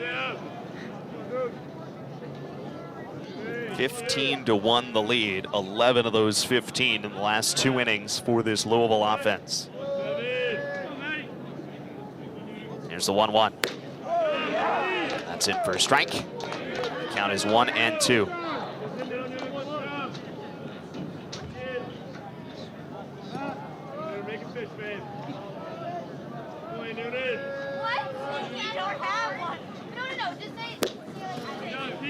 So 2 balls and 2 strikes now.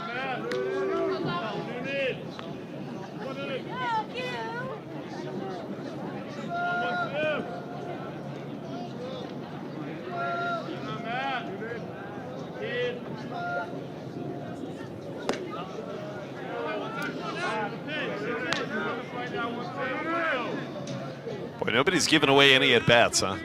This guy's still grinding out. Battling even with a 14-run lead. The 3-2. Right at Roach.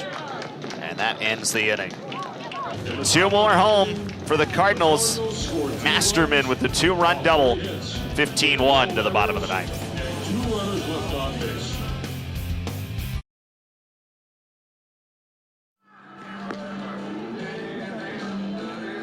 It's a 15-1 lead for the Cardinals as we go to the bottom of the 9th inning. Always good to have some youngsters hanging around the ballpark, checking out a ball game. And we look at Adam Dowler, who comes into the game for Louisville, trying to finish this one off. Yeah, the left-hander has given up 12 hits, 9 runs in 7 1/3 innings thus far this season. First 6 times that he appeared in a game. Only 5 of the 9 runs earned, so you can see the ERA was right around 6. Adam Dowler, Boston College, going to send up pinch hitter here, Lucas Stallman, to start things here in the home 9th. Now batting for the Eagles, number Chilly afternoon. Nice to see those fans still sticking around, as you said, especially the youngsters. Good news is if you're that young, They don't really care what the score is. Just taking it all in. Score doesn't matter. The temperature doesn't matter. It's all just about hanging.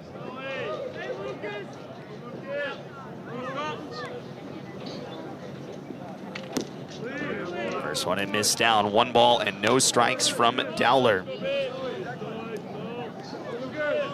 Lucas Stallman, the pinch hitter here for Boston College. In a 15-1 game.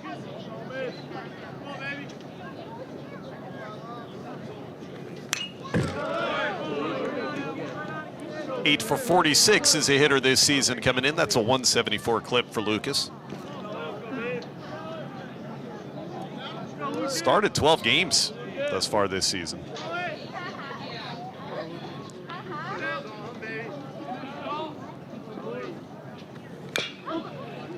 Pitch is grounded foul up along third. And it's 1 ball and 2 strikes home to Stallman.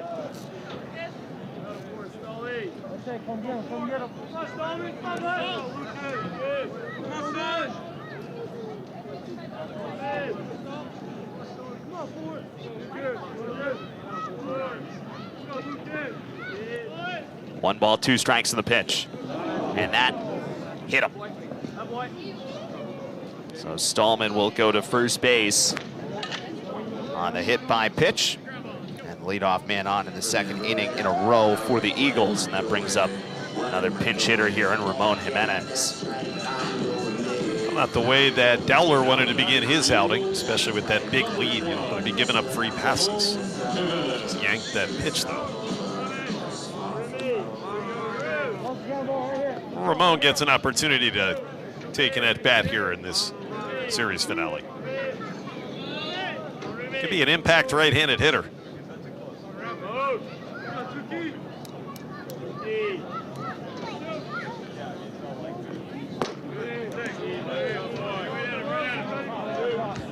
That was close. I think there was some discussion there between catcher and umpire after that was called ball 1. Looks like that's Ben Bianco, who's now back behind the plate catching for Louisville.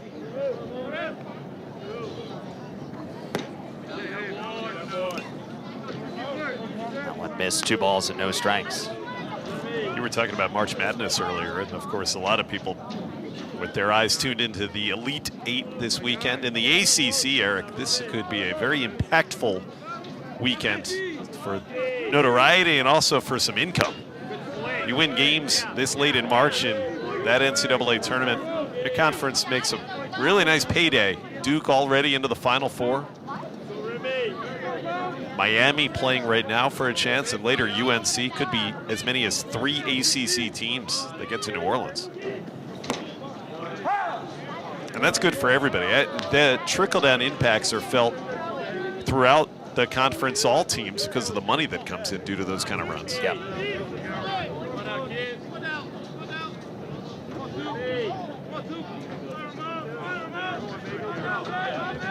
It's all part of the whole ranging of the athletics program and even beyond it. This on the ground to short. Throw on the run is in time. That is Smith, who moved over to short. Picks up the first out, and another pinch hitter coming up here for Boston College. Here is Rafe Shawmut. Now batting for the Eagles, number 43, Rafe Shawmut.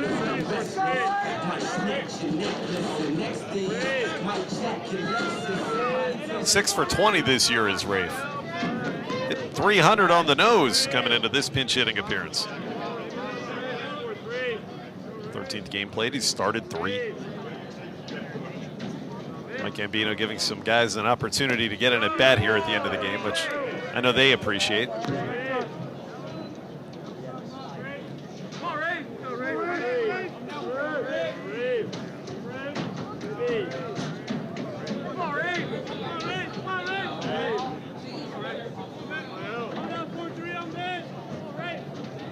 One ball and no strikes to the left-handed batter. And that missed down, 2 balls and no strikes. Want to acknowledge here while we have a second. This is our final broadcast for a while of our own Josh Mauer, who is off to, we've talked about this, but officially Milwaukee, to call some games for the Brewers this year. And not that you're going away forever, but a big part of our crew, and just want to acknowledge all the help that you've provided to us, and looking forward to listening to you all spring and summer long on Milwaukee Brewers radio this summer. Well, I appreciate that. Yeah, it's an exciting time for me. Get to be in the same organization as Sal Frelick. That's right. First round pick of the Brew Crew last year, coming out of Boston College. Yeah, it's bittersweet to leave such a great area, and working for the ACC Network crew here for you guys for the last few years has been so much fun. I hope to continue to do it. Pitching change for Louisville. I'll tell you about that when we come back.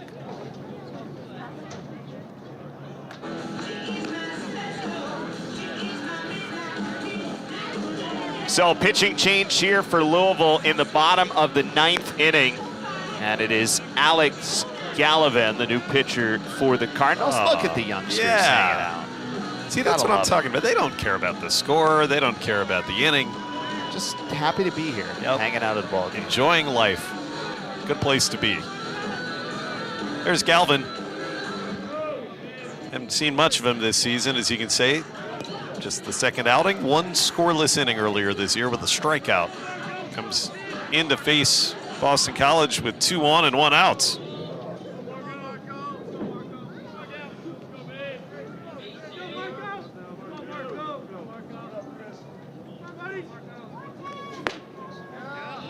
First one missed outside, 1 ball and no strikes. This is Chris Markovich, the freshman at the plate for Boston College, with 2 on and 1 out here in the 9th inning of this 15-1 game. Here's the 1-0. Swing and a hefty cut and a miss. And it's 1 ball and 1 strike. It's just the 4th collegiate at bat for Chris. Looking for his first hit still. If he gets it, maybe he'll get himself a run batted in. Here's the 1-1. And that missed down, 2 balls and 1 strike.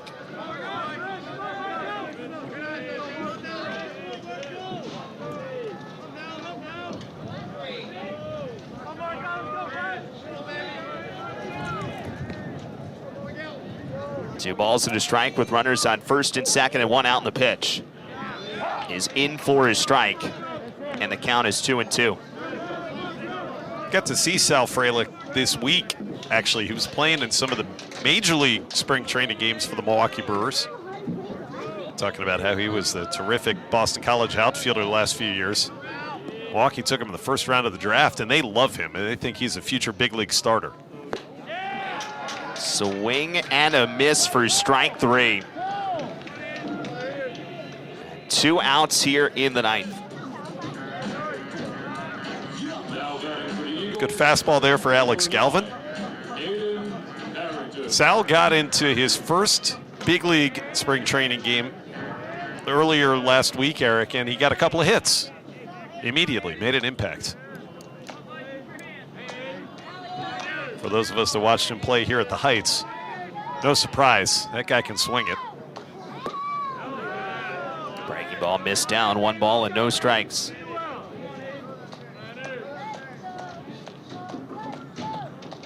This is Aiden Harrington, the freshman.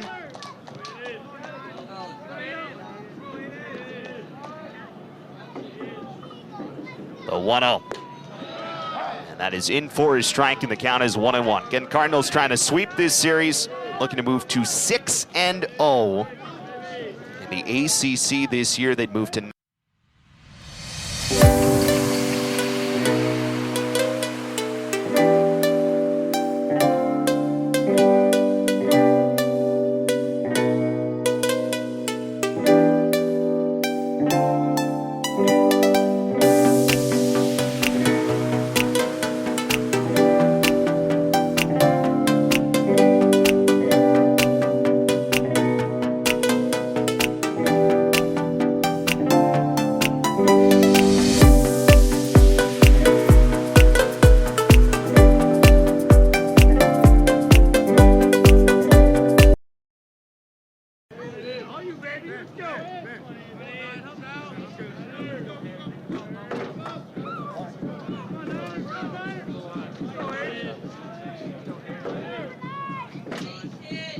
The 1-2.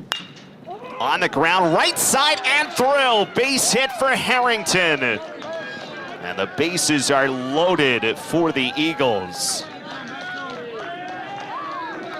And it brings up Barry Walsh. Well, the second hit for young Aiden Harrington. Nice job opposite way there on the ground ball. Kind of an inside-out swing. Able to split first and second base.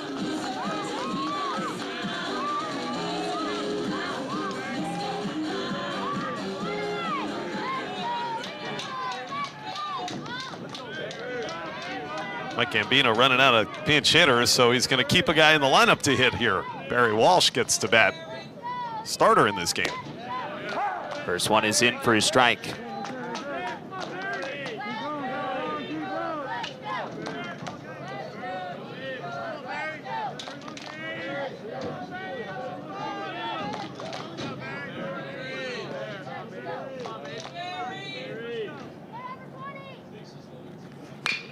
On the ground to third, the short way, and the series sweep.